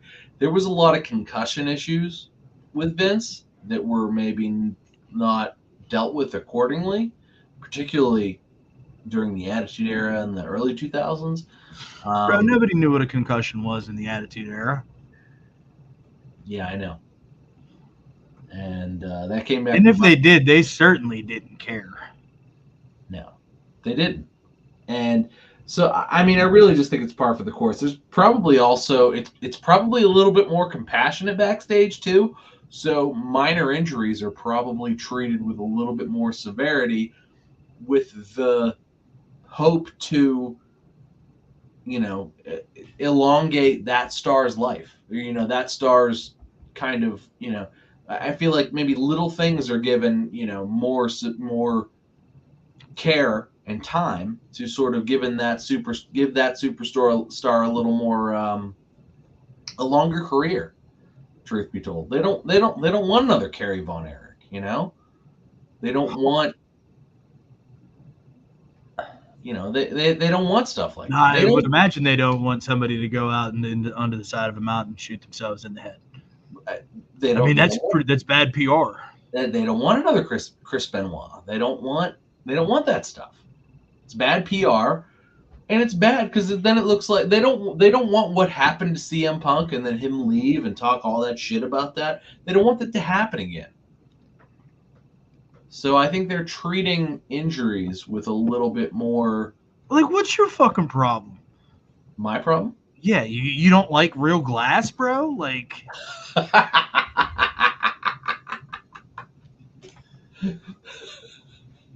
What a fucking douchebag. God, what a douchebag. Oh, here comes the man. Okay, apparently we were having. Oh, the man is coming to face with Rhea. Rhea's got platforms on. She's about to be like 9 feet tall. Hey, so I don't know how often you listen to Bischoff on his. I actually listened today. So I turned you on to Strictly Business. I see, huh? Mm-hmm. Listen, I really like Bischoff's podcast. I feel like he does a really good job of like going through the details, but I feel like he's just one of those dudes that pulls no punches. I mean, we're talking about a guy that went on live television every single week and said, "Hey, don't flip the channel, fucking Coco Beware. About to win the WWE title. Don't change the channel.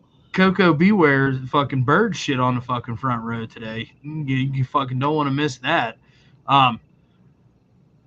So he's been rather critical of AEW in the past year and change since he told Tony Khan in a tweet to shut up and wrestle, which we talked about. If you want to go back, I don't remember exactly what episode it was, but we talked about that when the time came.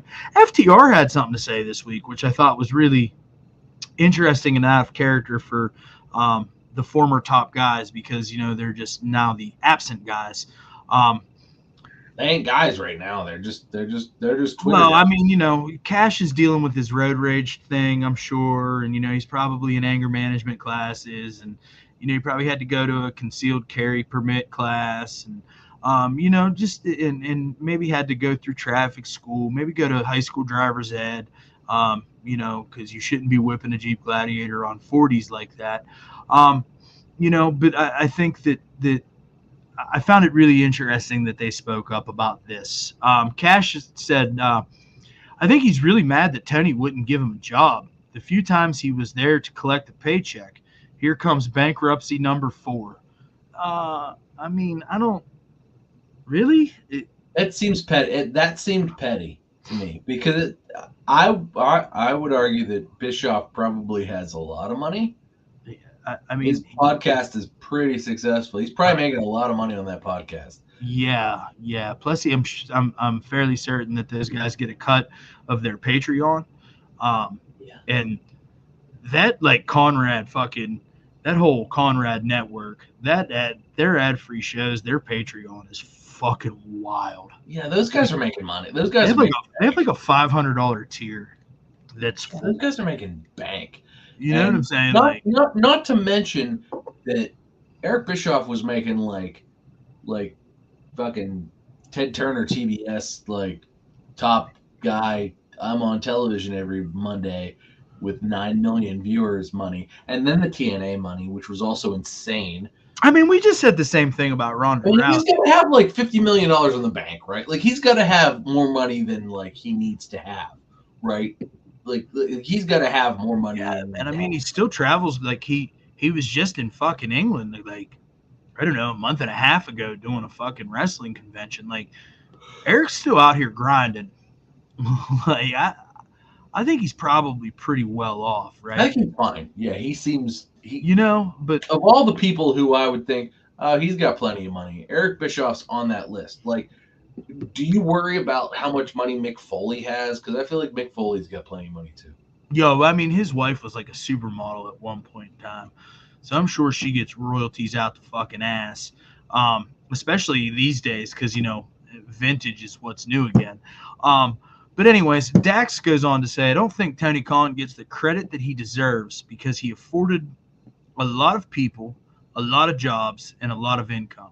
I mean, even if you look outside of AEW, you got all these old-time miserable podcasters like Eric Bischoff and some of the others who make a living just by going on their podcasts and burying Tony in AEW when they know that AEW is a place where business is thriving.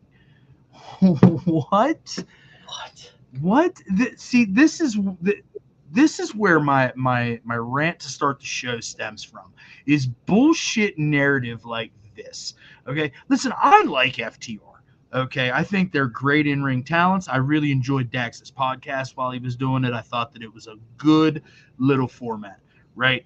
But to go and say something so ignorant in the sense of the true sense of the word, that's really the best word, is thriving, is just plain ignorance. Your pockets are probably thriving, Cash. Okay, AEW's losing money. All right, your pockets are thriving. $35 million this year. Okay, but the business is not. The business is not booming in Jacksonville. Okay, the goddamn Jaguars fucking couldn't even make the playoffs because they disrespected that terrible towel. All right, and they got what they fucking deserved. Sure, all right, so Tony Khan can suck a fucking fat one on that. All right, but then you go and you look at fucking week after week after week, ratings are just down across the board. And then you go and we get we get ratings record, we get ratings or attendance that's just down. Ratings down. Verifiable. Show quality down. Okay.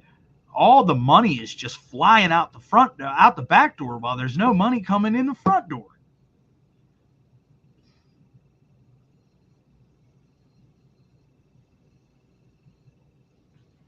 I mean, that I got nothing to say. business is thriving. You know, I would imagine that Dax is a lot of things, okay? But I would have never pegged him as somebody full of ignorance. Did he drink the Kool-Aid? Has he drunk the Kool-Aid? I mean, I'm sure he's drunk a lot of Kool-Aid, you know. Clearly not that special Kool-Aid because he still fucking has the ability to walk around and talk around. You know, so I mean, it's not like we're talking cult Kool-Aid here, but I mean, it's got to be pretty fucking close, right? Yeah. It just seems like he ought to know, at least just to keep his mouth shut, right? No, nobody does that in AEW. That's really the problem, isn't it? Though nobody shuts up. Nobody's like, maybe I should just leave myself out of this. No, nobody does that. That's the problem. And then you got fucking Captain Crusader, fucking Bryan Danielson, fucking playing Twitter police. Okay, all right, and going out there. You can't say that on Twitter now. Okay, you can't. I'm sorry, you can't. No, wait. I'm sorry. I got ahead of myself here. Give me 1 second. Take your time. Just give me one second. Okay. Listen, you can't go on Twitter and say those things. Okay, that's just entirely inappropriate for you to say on Twitter. Here's a fine. Okay, I'm gonna fine you. All right, and it's what I'm gonna do. I'm gonna fine you for your tweets. Okay, because that's my job now. Because all of a sudden I'm a fucking backstage executive. Okay, and I'm in charge of the interwebs. Okay, I'm talent motherfucking relations. Okay, that's what I do around here now. All right, and you're gonna relate to my talent. You understand me? Fuck out of here. Like, how is it even a thing? Like, how are you supposed to, how am I supposed to, as an AEW talent, take this seriously when the goddamn guy that owns the company is on fucking Twitter just blowing up every single day at everything that his competition does? Hey, pal, you know what? So bad. There's clearly something to Eric Bischoff's statement. It's time to shut up and wrestle, okay? Put your goddamn money where your fucking mouth is, okay? And write a decent fucking show. How about you write a decent fucking run to a pay-per-view, okay? And then everybody wants to, AEW's pay-per-views are always so great. Yeah, if they're great for the money. You get about $10 an hour. That's pretty fucking good work rate. Okay. Sure. Yeah. You know, but for fuck's sake, you got people that have been on television one time in the course of fucking 3 months at their big quarterly shows that are getting a fucking pay-per-view payday just so that we can fucking make sure that we're putting as many matches on the goddamn card as possible, and they're all getting tied. It's like the problem with the AEW pay-per-views is that they start at like 6 o'clock, maybe 5:30, really, like, and it's just it's on till almost 12:30 p.m. There are 6.5 hour shows. It's insane. It's like, they're gonna pay $50 for it, and you're right. It's actually more than $10. It's actually less than $10 an hour because we get about 6 hours of pay-per-view for $50. And when it comes down to it, it's just like, I don't need to watch 6 hours. Like, it's not WrestleMania. Hey, you're a goddamn WWE fanboy. What the fuck's the matter with you? Even WrestleMania has the good sense to be like, hey, we know that 6.5 hours is way too goddamn much for you to watch. So you watch 3 hours on Friday, and what are you talking about? You don't want to main event night 4 of a 5-day extravaganza?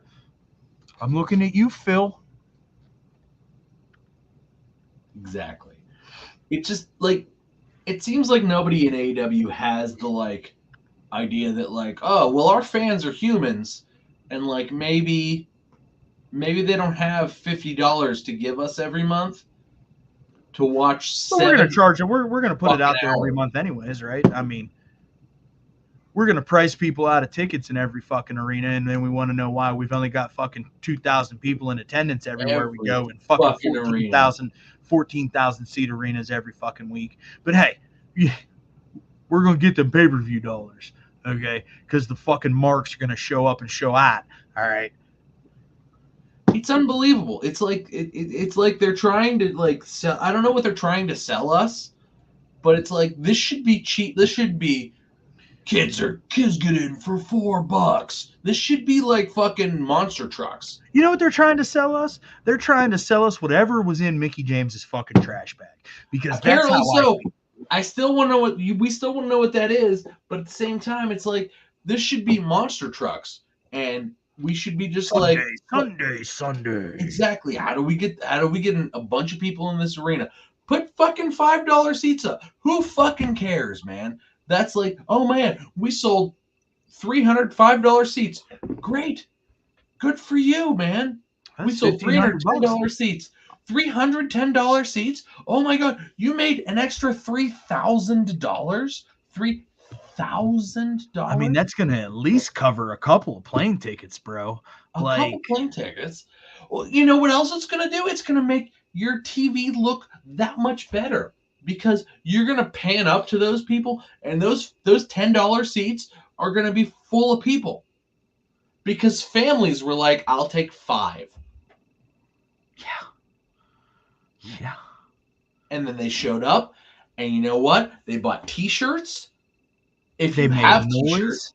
T-shirts, if you have T-shirts, because that's the other problem with AEW is that you show up and there's no fucking merch. Yeah, they have merch. It's just AEW. Even my merch. Look at my shirt. Do you see this? Do you see how much extra space there is over here? This is off center. Like, this shit's off center. Like, this is like going under like this armpit. Maybe you're just crooked. No, I'm not crooked. It's this shirt, and it's like it's just all fucked. And they fired whichever Young Buck's wife had. No, she quit. Like, yeah, they fired her. No, she quit. Whatever, fuck her, because she did a shitty job. So hopefully, how dare you show up, have $10 tickets, have 10. Look, if you can't sell out an arena, have $10 tickets. Make all the top tiers. Listen, how much longer until they're on fucking GroupMe? That's what I want to know. Or Groupon.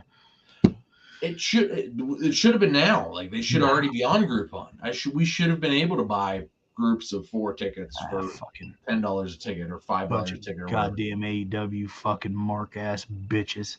Like, let's just let us go to the show for nothing, rather than like, oh, let's go. Oh yeah, because that's fucking sound business advice.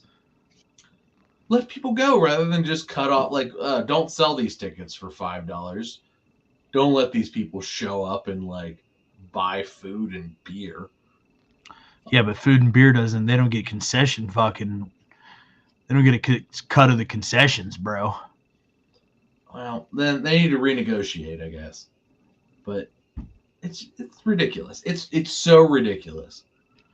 I mean, they're surely not going to fucking get that in any building deal they've got moving forward without Raphael Morphy fucking running that ship. They're just losing everybody, bud. Everybody. It's like a fucking sinking ship. And if you can't see it, you're fucking blind. Okay. Well, and then you got goddamn Tony Khan. Okay, listen, Tom, I don't ever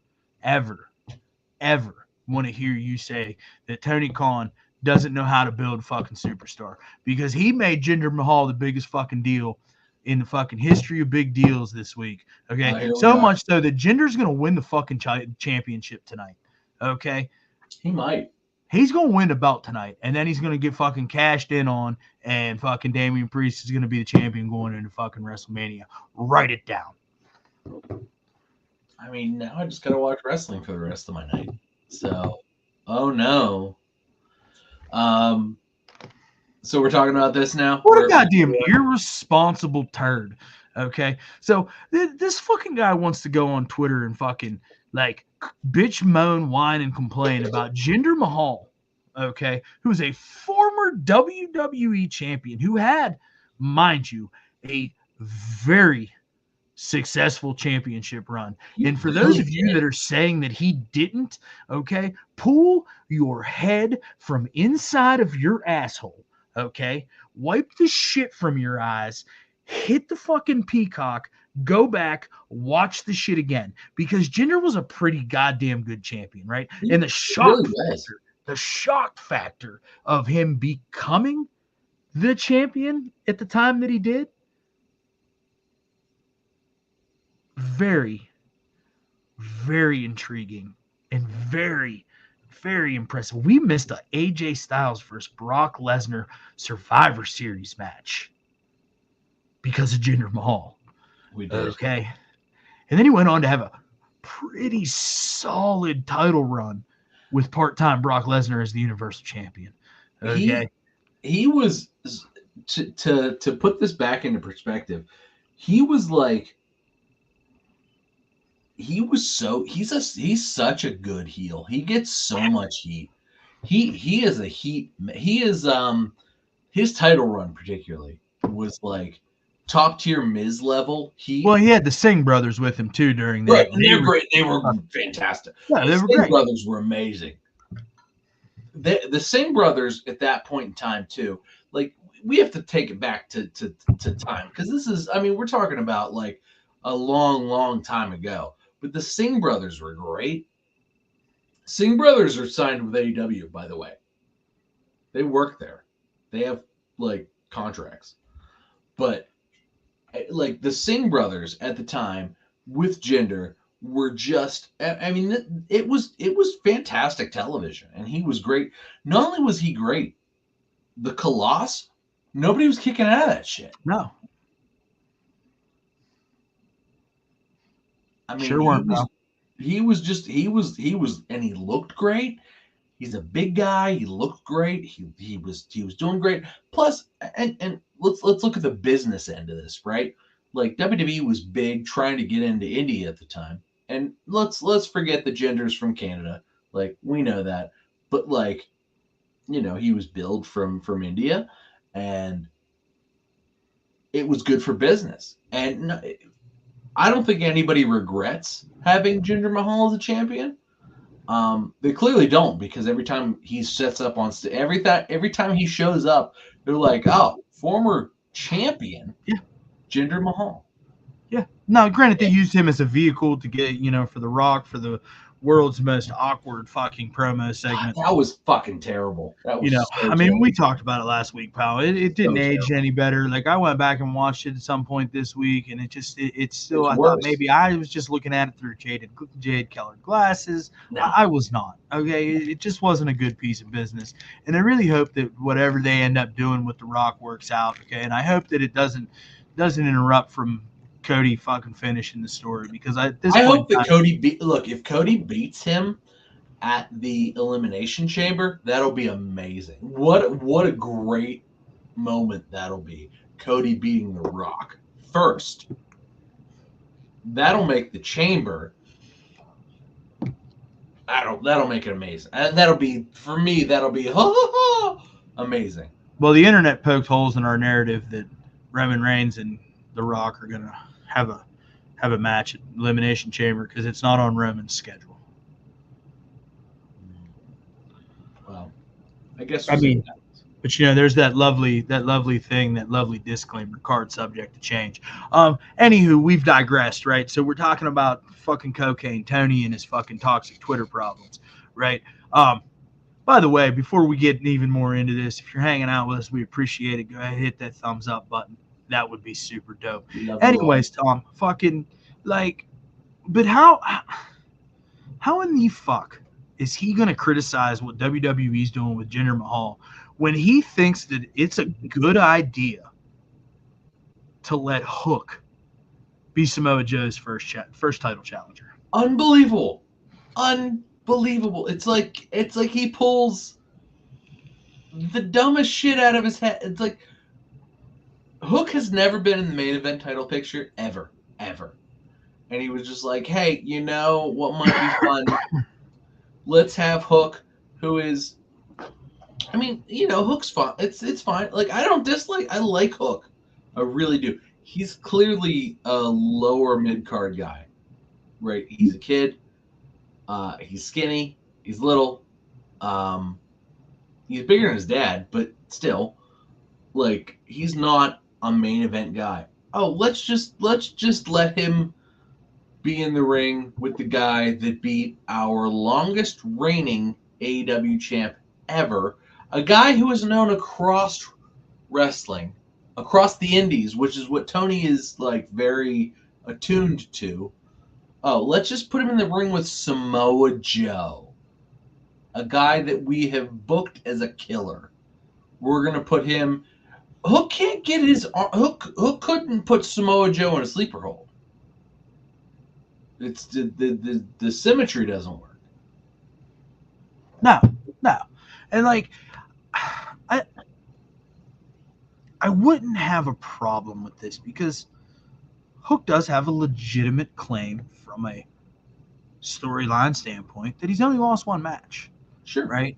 Sure. But and it's sports based. But who's he really beat? Nobody. He hasn't wrestled anybody. I mean, he won the FTW championship from Ricky Starks, but I mean, I think that's about the extent of it, right? Like, truthfully, at this point, Ricky Starks is a better first opponent for Samoa Joe. Oh, absolutely, but they've got him tangled up with fucking Big Bill, which and tag team shit. It's just fucking twiddling twats. There are so many people who would be a better first opponent, even to lose to Samoa Joe. Jinder Mahal would be a better first opponent. Absolutely. You don't even work for the company, and you're not getting any arguments from me. Like, I mean, obviously you want to position somebody like a Swerve Strickland to possibly be the one that dethrones Joe in what we believe is going to be a respectable transitional title reign. Mm-hmm.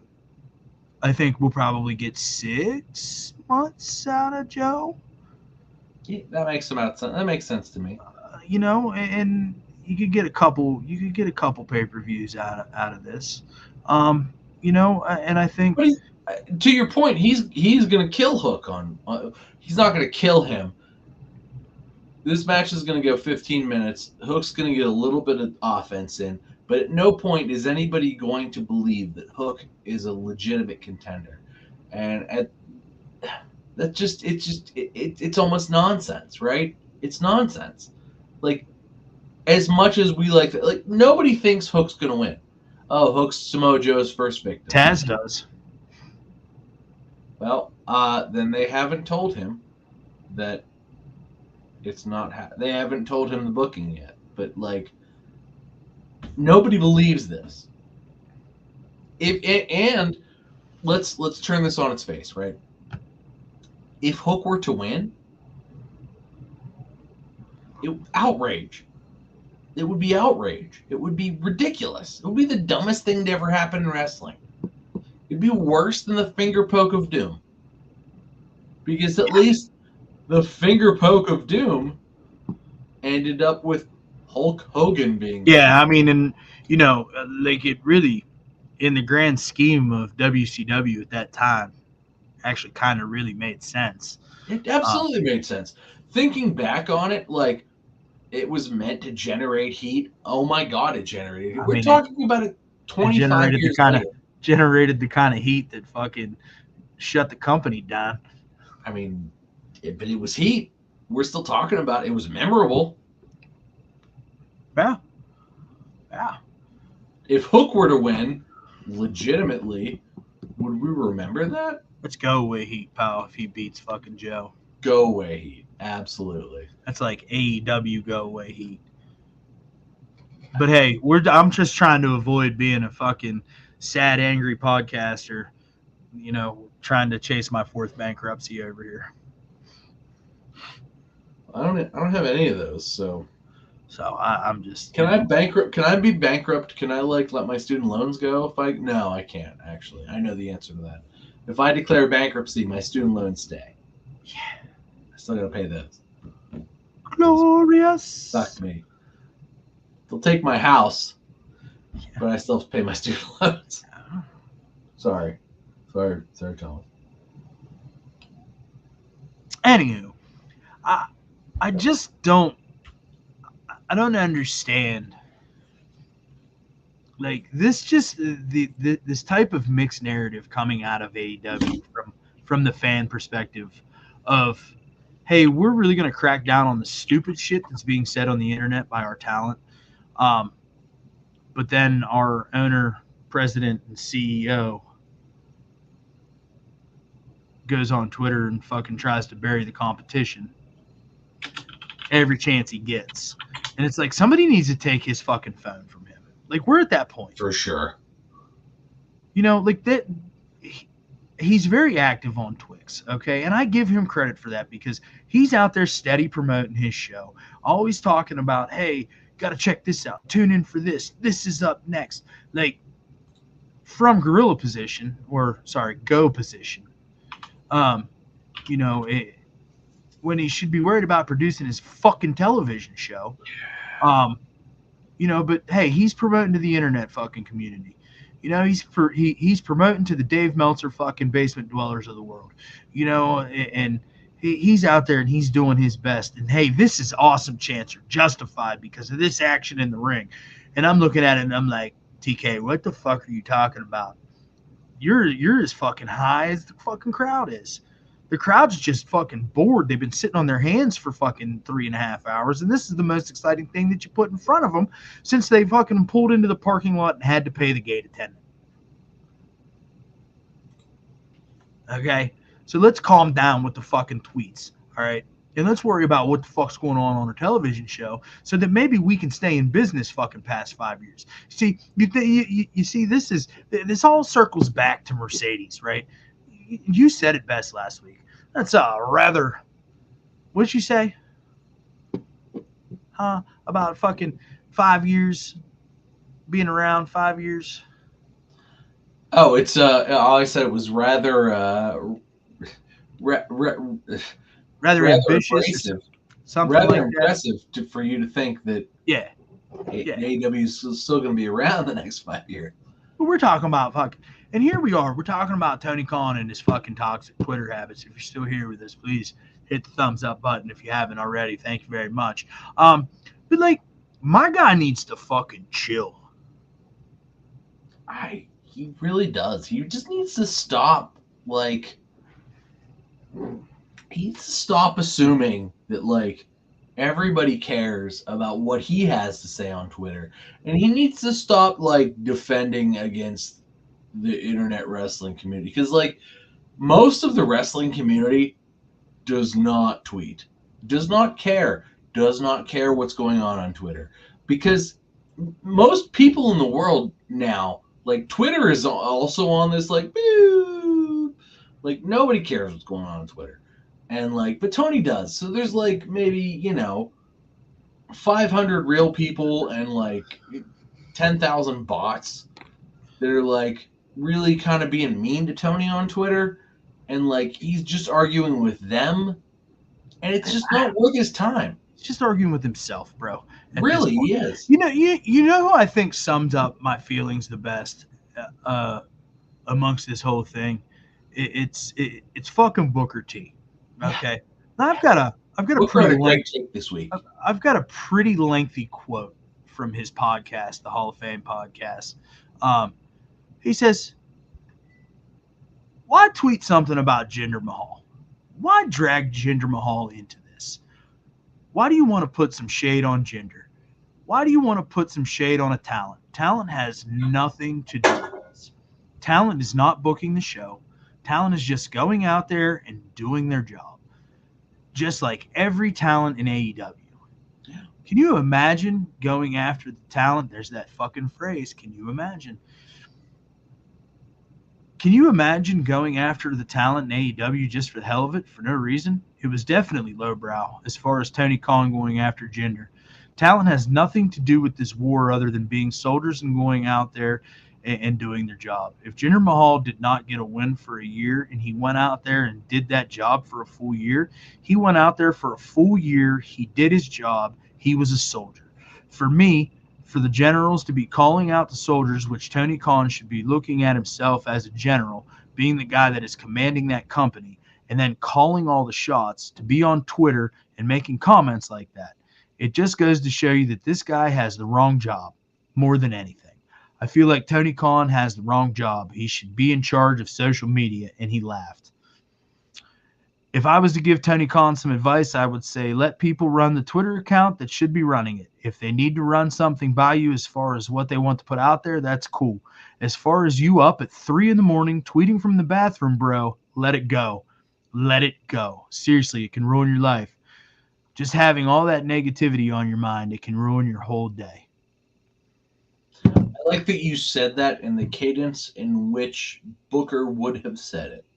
I tried. I don't think I did it justice. You did okay. It was like you didn't. I'm sure, but like Booker said it better. But it's fine. You did. I mean, to be fair, the transcription that I just read was punctuated properly for a Booker T cadence. I appreciate that. I appreciate because I read it. So when I read those, I read them in Booker T's voice because that's how I hear things. Sucker. When Booker says it.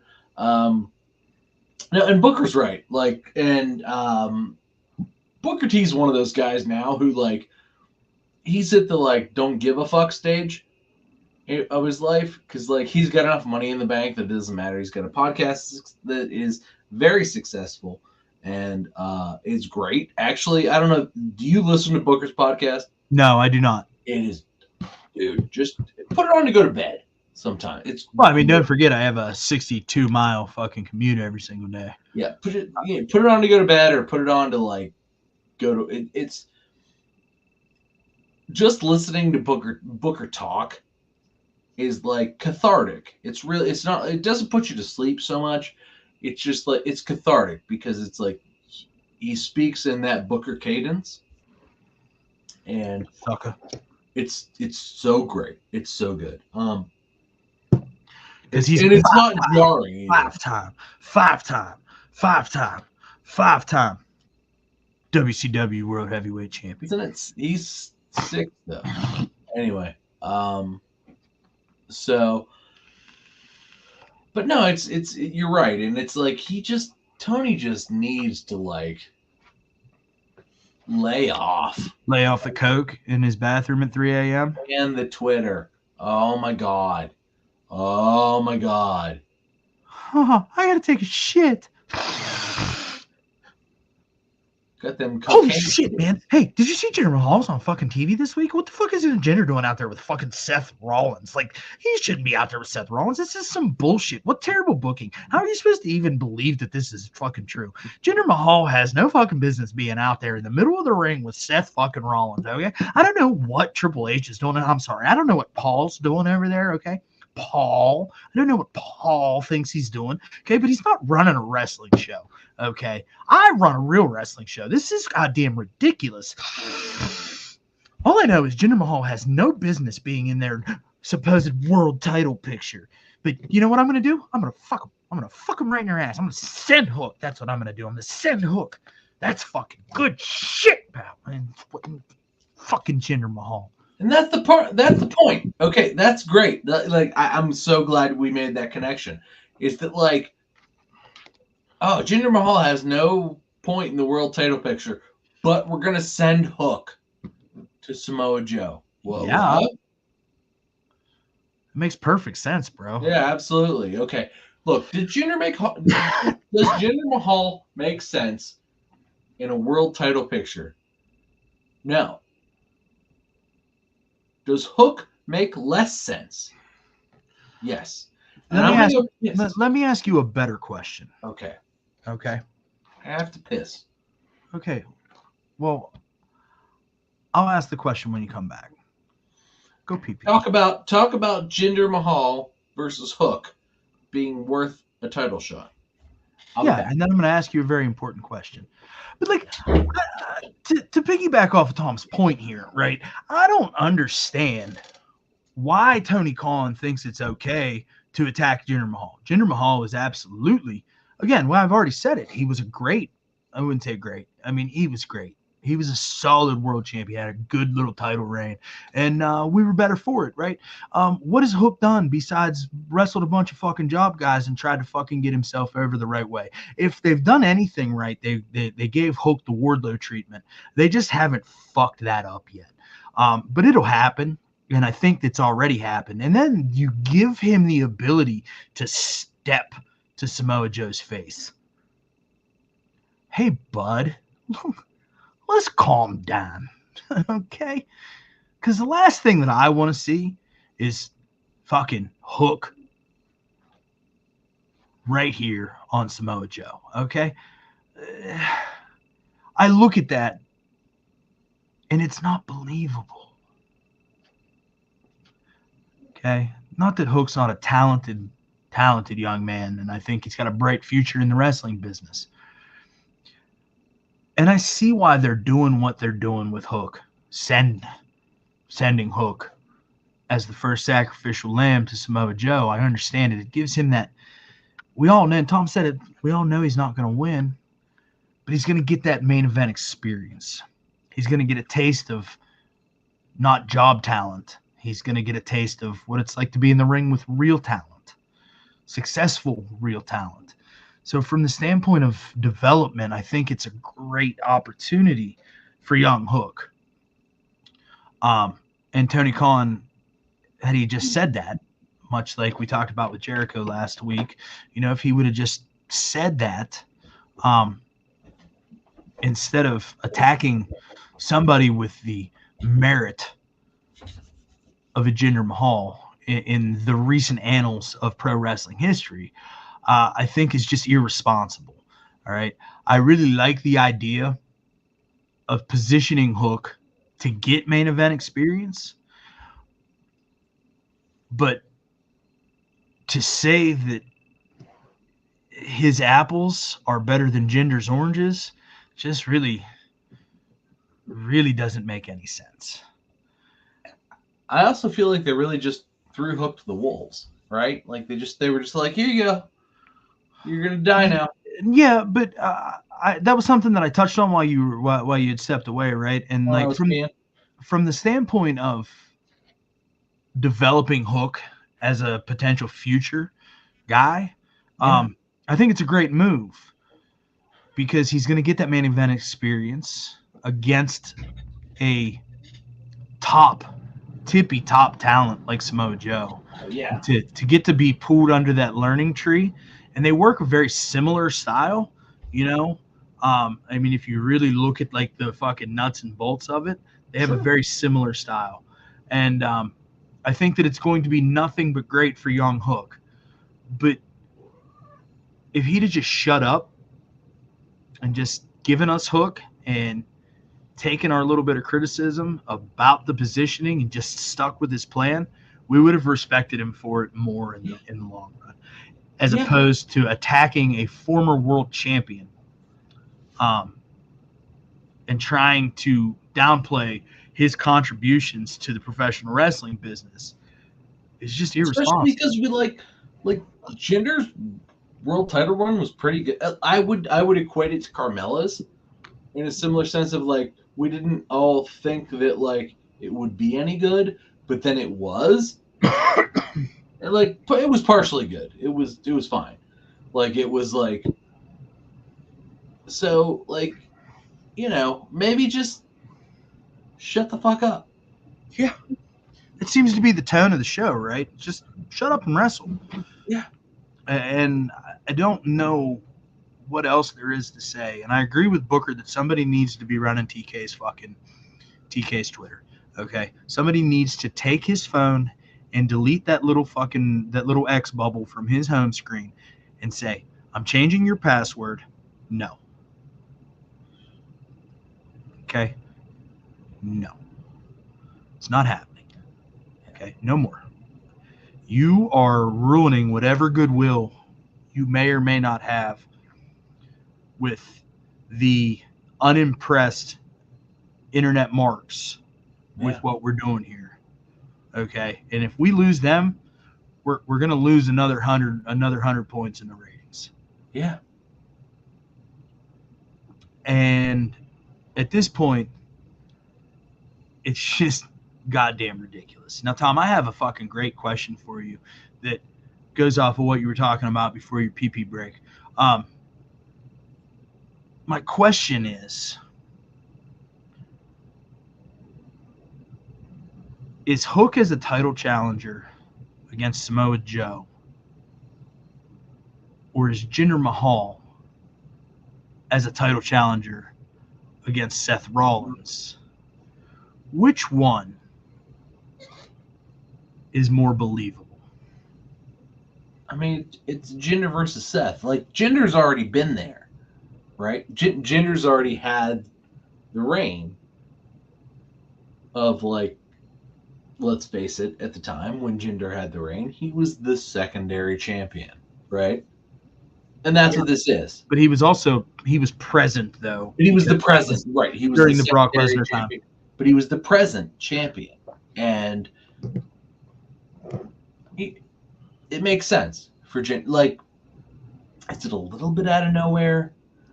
Yes, but is it also like, I get it, like, based on marketing, does it make more sense? Yes, especially because, like, you look at WWE as like this huge global brand, right? Massive, and you know, they're about to be in Canada for a little bit, and then they're gonna go to India, and there's some India stuff coming up, and there's things happening.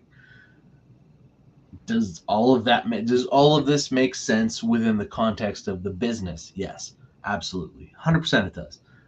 Does Hook make sense within the concept of the business of AEW? No, he doesn't. Not only does he not. Let's talk about the body. Let's just talk about the size. Let's talk about the weight class, right? So you got Samoa Joe, who is a fucking killer. He's a killer. Samoa Joe is a killer everywhere, right?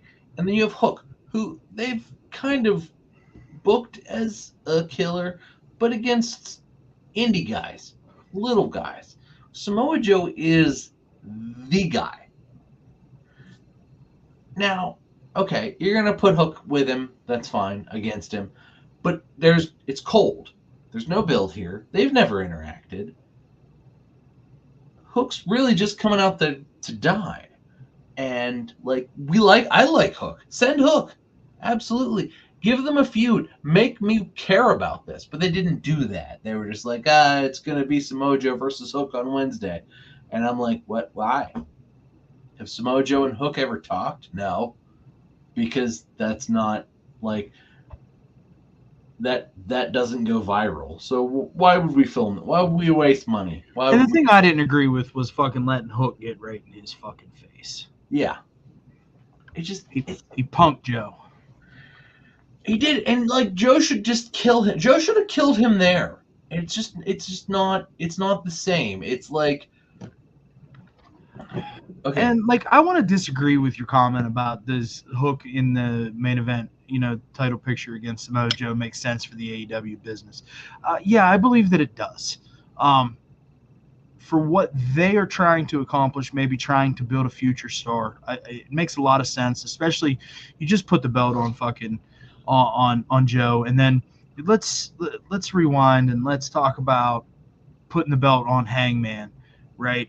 And then immediately trotting fucking Bryan Danielson out there, and they fucking go 60 minutes, right? Yeah. We knew Bryan Danielson wasn't going to win that match, but we criticized the fact that they put such a high-profile person in that spot for Hangman's first program. So maybe this is also a case of Tony Khan learning from previous mistakes, because, we've not seen Bryan Danielson in that championship conversation since then. So I think that we've got to take some of these things with a grain of salt. We've got to look at it from the standpoint of, we want there to be an AEW business in 5 years. We don't know that we're going to get there, but we want it to be there, and we hope that it's thriving, per Dax Harwood. I sure hope so. Because I think that AEW being a thing is better for everybody. yeah, Literally. TNA's better now. Yeah. Fucking NWA is trying to figure out their shit. Obviously, the WWE is fucking killing it. They can do no wrong at this point. I mean, we want AEW to be around. We want AEW to be a thing, and that's, I think, and we've not shied away from this topic at all, but that's why we want them to get better. Yeah. It's because we want them around. That's why we're so critical of their failures, because they're not learning from them. No, they're perpetually doing the same thing over and over and over and over again. And it needs to not suck. And right now it's like the amount of times that I go, oh, this sucks, because I still watch. Yeah. With the amount of times that I go, this sucks, is far too much. Far too much for the company that has everything to lose. And I don't do that with WWE. I just don't. I just don't. I'm just not like, this sucks. Except Raw doesn't drag anymore. Huh? Raw does not drag anymore. No, Raw is low-key the best show on television right now. Like, it's better than, like, I know SmackDown gets like 1 million extra viewers. Raw is the better show. Like, SmackDown is kind of like, SmackDown is like the B show. It's fine, but it's not like, I'm like, Raw pops me like multiple times a week. And SmackDown is just like, it's fine. It's on. I watch it. It's good. But, like, there's not a lot of wrestling. There's a lot of talking. Look at you. There's a lot of commercials. Look at you. That's because I'm just saying, like, SmackDown is trying to. Fox is trying to get the last little bit of squeeze. Hey, look, they get 2.5. They got 2.5 million viewers last week. Almost 2.6. Whatever. They're getting. How many of those viewers want the Rampage after fucking SmackDown? 12? 10, 12. Yeah, it's bad. It's like Rampage gets like 100K viewers. Maybe it might be less than that. I really haven't looked because nobody cares. Nobody cares. Nobody cares. Rampage is the Jungle Boy Jack Perry of the wrestling world. Jack Perry would not save Nobody Rampage. cares. Nobody cares. Nobody cares. Listen, the moral of the story is, okay, to quote the great Eric Bischoff, Tony Khan needs to shut up and fucking wrestle. Okay? Yeah. Somebody take his fucking phone.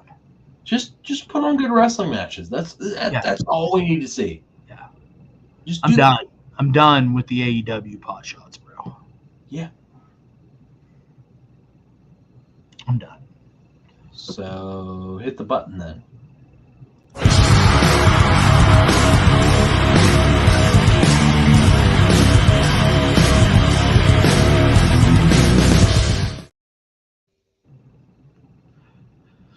Thomas, what was your match of the week, my friend? Tommaso Ciampa and Finn Balor had a match last week, and it was short, but it was everything I wanted it to be. And I've watched it 3 times, and it was great because it was short. It was only like 6 minutes long. That's because The Rock went over. Oh my God, Jesus Christ! Like, don't get me started on that guy. But Tommaso Ciampa, Monday Night douchebag or whatever he was having the crowd. It's him. He's the Monday Night douchebag. Can we call him that now? His attitude era shtick is just not hitting, pal. It's not even attitude era shtick. It's like he's like the fucking like real American Hulk Hogan mixed with like, I don't know, that like fucking Gary Stu bullshit that he does. Like, he's just like, I'm Dwayne Johnson and I'm great at everything mental and physical. I'm the it'd be better. It'd be better thinker if he came out with a fucking towel wrapped around his waist and said, "Hello, jabronis." Yeah, I'd tune in for that. Yeah, that's better. That should be the new shtick. He needs a new shtick because it's his gimmick sucks. I'm a real rock American. The real rock American. Fight for the rock of every man. I am a real rock American. Jinder Mahal, the Monday Night Douchebag. Anyway, Jinder's on the Monday night main event tonight. Yeah, he's Anyway. going to win the world championship. I mean, maybe, I don't know. Just We'll to see piss what Tony happens. Khan off. It would give me nothing but joy to watch Triple H do something so petty. And Fuck you, Dwayne. like I don't just for Jinder to win the fucking world title and then just immediately get cashed in on, right? Would be the fucking greatest swerve, bro, ever. Triple H go and fucking probably call a post Monday Night Raw press conference and be like, "Hey, Twitter fingers, We're going live on YouTube right now. Good luck getting here. Hey, Twitter fingers, you suck, you jackass." We're going live on YouTube right now. Because guess who has control of that? It's me, bitch. Clickety click. But no, Ciampa versus Balor, those guys were literally like, all right, The Rock fucked us over. Let's just go. Because they both have endless gas tanks. They just went for 6 minutes. It was crazy. It was obviously Balor won. It was just like, it was great. They fit everything in. They probably had 15 minutes, and they were like, sorry, guys, you have 6. And it was like, and go. Like, you could tell they both kind of hustled to the ring a little faster, too. They, like, walked a little faster than they normally would. To like not like Balor did a little bit of like he did a little bit of that, but like Ciampa was there real fast, and then Balor like literally only did one of the like he did the first one, and then he booked it to the ring, and it was like ding ding ding. There was no nonsense, and they went at it, and they got everything out of that 6 minutes. And for me, clearly, like I am a mark for both of those guys. Like I've put those guys over and over again. It's like, oh, Ciampa wrestled this week, that's my match of the week. Balor wrestled this week, that's my match of the week. They wrestled each other, and they got mushed together for 6 minutes. Great piece of business. Go watch it because it's on YouTube, kind of in its entirety, really. Great stuff. It was a lot of fun. I do really like those guys. They are proof of. They are like proof positive of like this is what like legitimate pro wrestlers look like, regardless of what happens. Egos aside, it's like, oh, we're the best that exist. Period. We have 6 minutes. Okay, here's the best 6 minutes we can give you.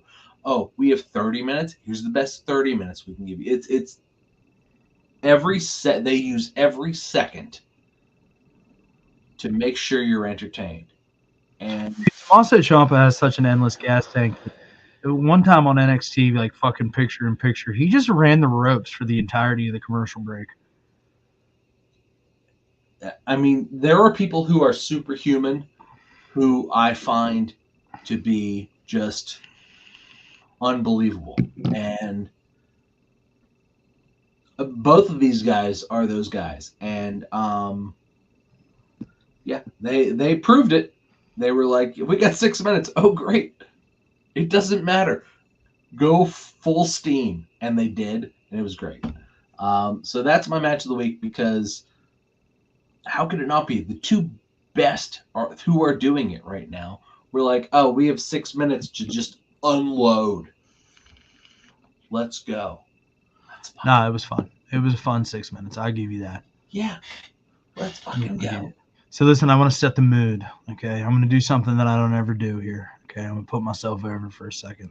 You might be right though. Priest is just sitting here with the briefcase while this match is going on right now. So check me out. Okay, my match of the week was not a match. My match of the week was a segment. Okay. Okay. Here I am. Yeah. And the segment went something like this.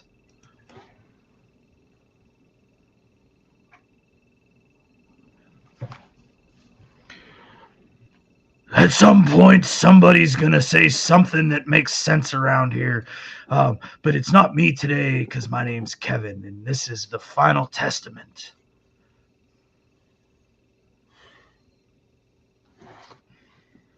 Wow. I was not prepared for this. The collective groan that came over the crowd after that vignette ran was something special. It was like this. It was because everything went dark and we all went, and then it was him and we all went, Yeah. But really, I realized that I hadn't talked about how flat that segment was of Kevin's. And I needed to get my shit in, pal. But seriously, my match of the week opened SmackDown, the first wrestling match of SmackDown, and that would have been the LWO versus the LWO. Okay. that was a good one too. I like that too. What a great fucking match. What a great match. How, like, so I teased this earlier, right? And I'll come full circle to end this little rant. But how good was that match? Humberto and fucking Angel Garza are such a good tag team. Like, they got sneaky good, sneakily quickly. I feel like they just kind of were like, all right, somebody was like, all right, you guys still work here, and your paychecks are still going to show up. Just, work out. And so they'd get out and like put in 8 hours a day of wrestling. I've always been high on Angel Garza. I thought that he was an untapped resource that we fucked up on, and like I see some wrinkles in the storyline right now that are really intriguing to me. I'm wondering if somehow Zelina winds up with Legado, which would be dope. I think it'd be super dope, but I don't know. But those 4 guys in the ring: Cruz del Toro, Joaquin Wilde, Humberto Carrillo, and Angel Garza, they put on a really, really solid fucking lucha libre American wrestling match. Like, it was the American. You're right. It was the American version of the lucha libre thing, but like those guys, those guys all get it. Like, it's not like they take the moment to pause, right? And that's really the criticism of lucha libre, is that like it's just nobody stops, and like the selling is kind of bad in lucha libre thing. Like, it's like, oh, I'm down, but I'm back now, and it's like AEW. Yeah, yes.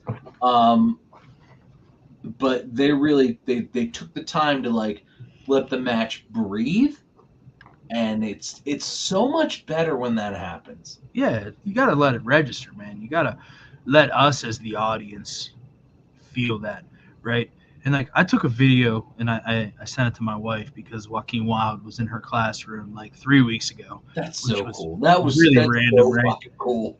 But when he came over the top rope, and then he, after the whole schmoz there in front of the announce table, and he hopped up on the top rope, and I believe it was Garza fucking kicked his feet out, and he landed on fucking the top, he crushed himself on the top, right? I took a little video of it and I sent it to the wife, and I said, hey, you met this guy in his worst moment, right?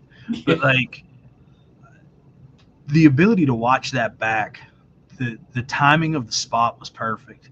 Like, his register, his sell, like, it was real. It had that real feel. It's like, oh, I've been kicked in the dick. And at first you're like, oh, that sucks. And it's like, oh.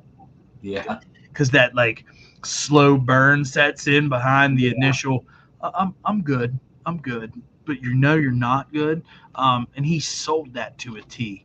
And that's just one piece of that match that did that sold that feeling, that belief, that suspension of disbelief.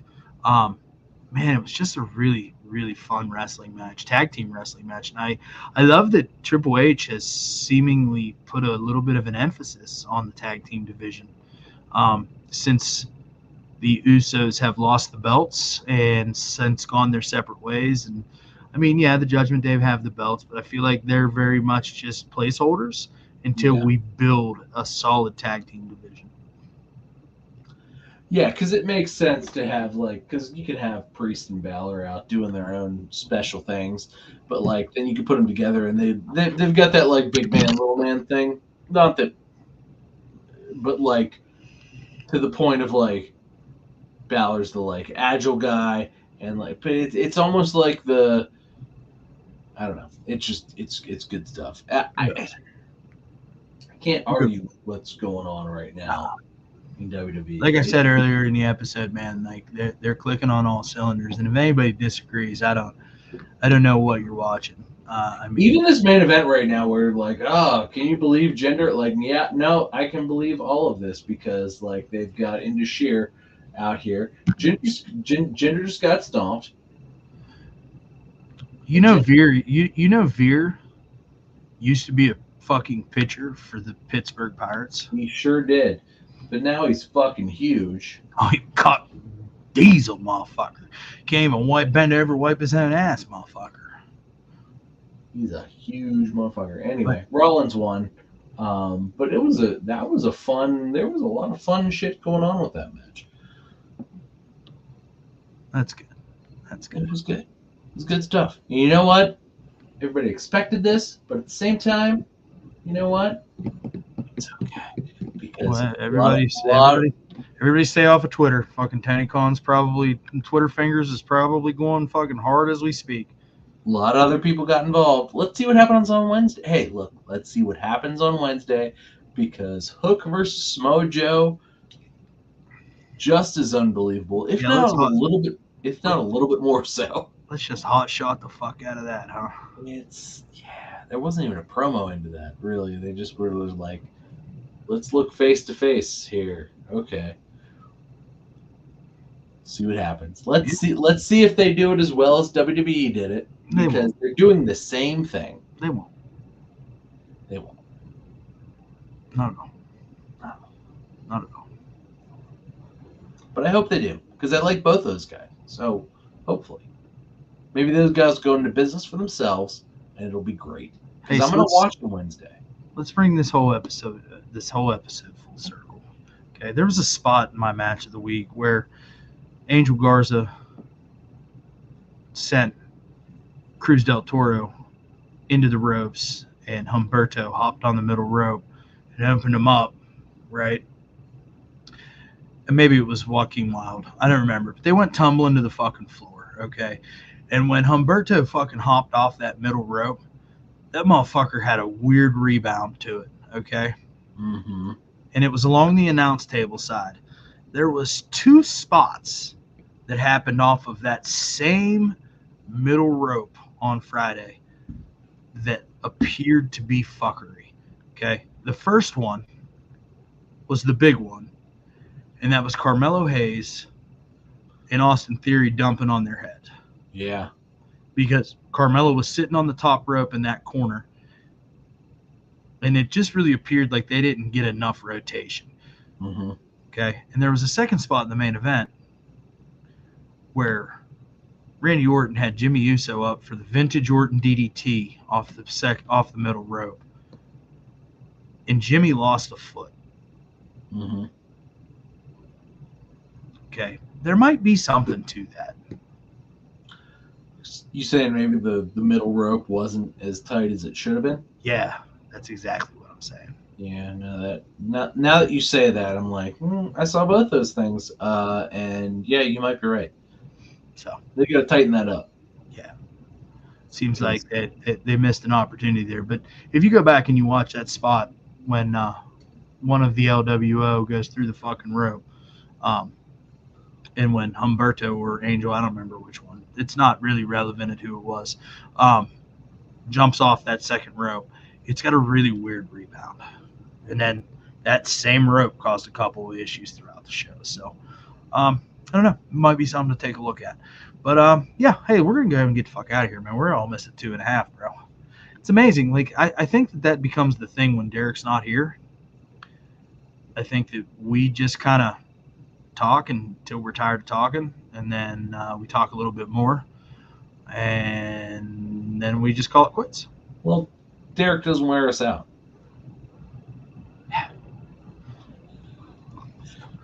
Although I do miss him. I like him. I mean, listen, you and I have a really good show dynamic without Derek, and I'm thankful for that. But Sure. it does feel very, very incomplete without his fucking terrible wrestling takes and his bad jokes. I especially miss the bad jokes because I can go. It's like you don't want to laugh at it, but it's a nice reset of. I mean, to be fair, he laughs really hard at some of my bad jokes that you don't even sell. You know, That's fair. That is real fair. He adds levity to an otherwise serious atmosphere. Okay. And we're seriously good, and he's funny. Before we get out of here, I just want to reiterate one thing in the world, and that's if you think that it's cool to go on fucking Twitter and fucking talk shit about a beautiful, gorgeous woman, okay, and the way that she looks, and you look like fucking Sloth from the Goonies, all right, you need to go choke yourself while you fucking masturbate, and hopefully you just fucking pull the belt too fucking tight, okay, and you can't get it loose whenever you're done, all right. Yeah. Okay, and they call that autoerotic asphyxiation. And I hope that happens to you because you're a fucking trash human. Okay? So with that being said, if you're still hanging out, we appreciate you. Please hit that thumbs up button. Maybe even consider subscribing. Check us out over on Twitter and Instagram at @1_FallWC. That's ONE. Hey, man. Look forward to doing this every week. Glad we could carve out some time to do so when our ducks were in a row and our squirrels weren't humping and a stumping. I look forward to it. Absolutely. Humping and a stumping might be a new t-shirt. With the squirrel on it? Yeah, I'm into it. Humping and a stumping. I'm into it. Speaking of squirrels. I'm into that. Hey, if you're watching us anytime, anywhere, we appreciate you. With all that being said, thanks for hanging out. It's all love. Tom and I will catch you next week. One Fall WrestleCast. You know, I do miss little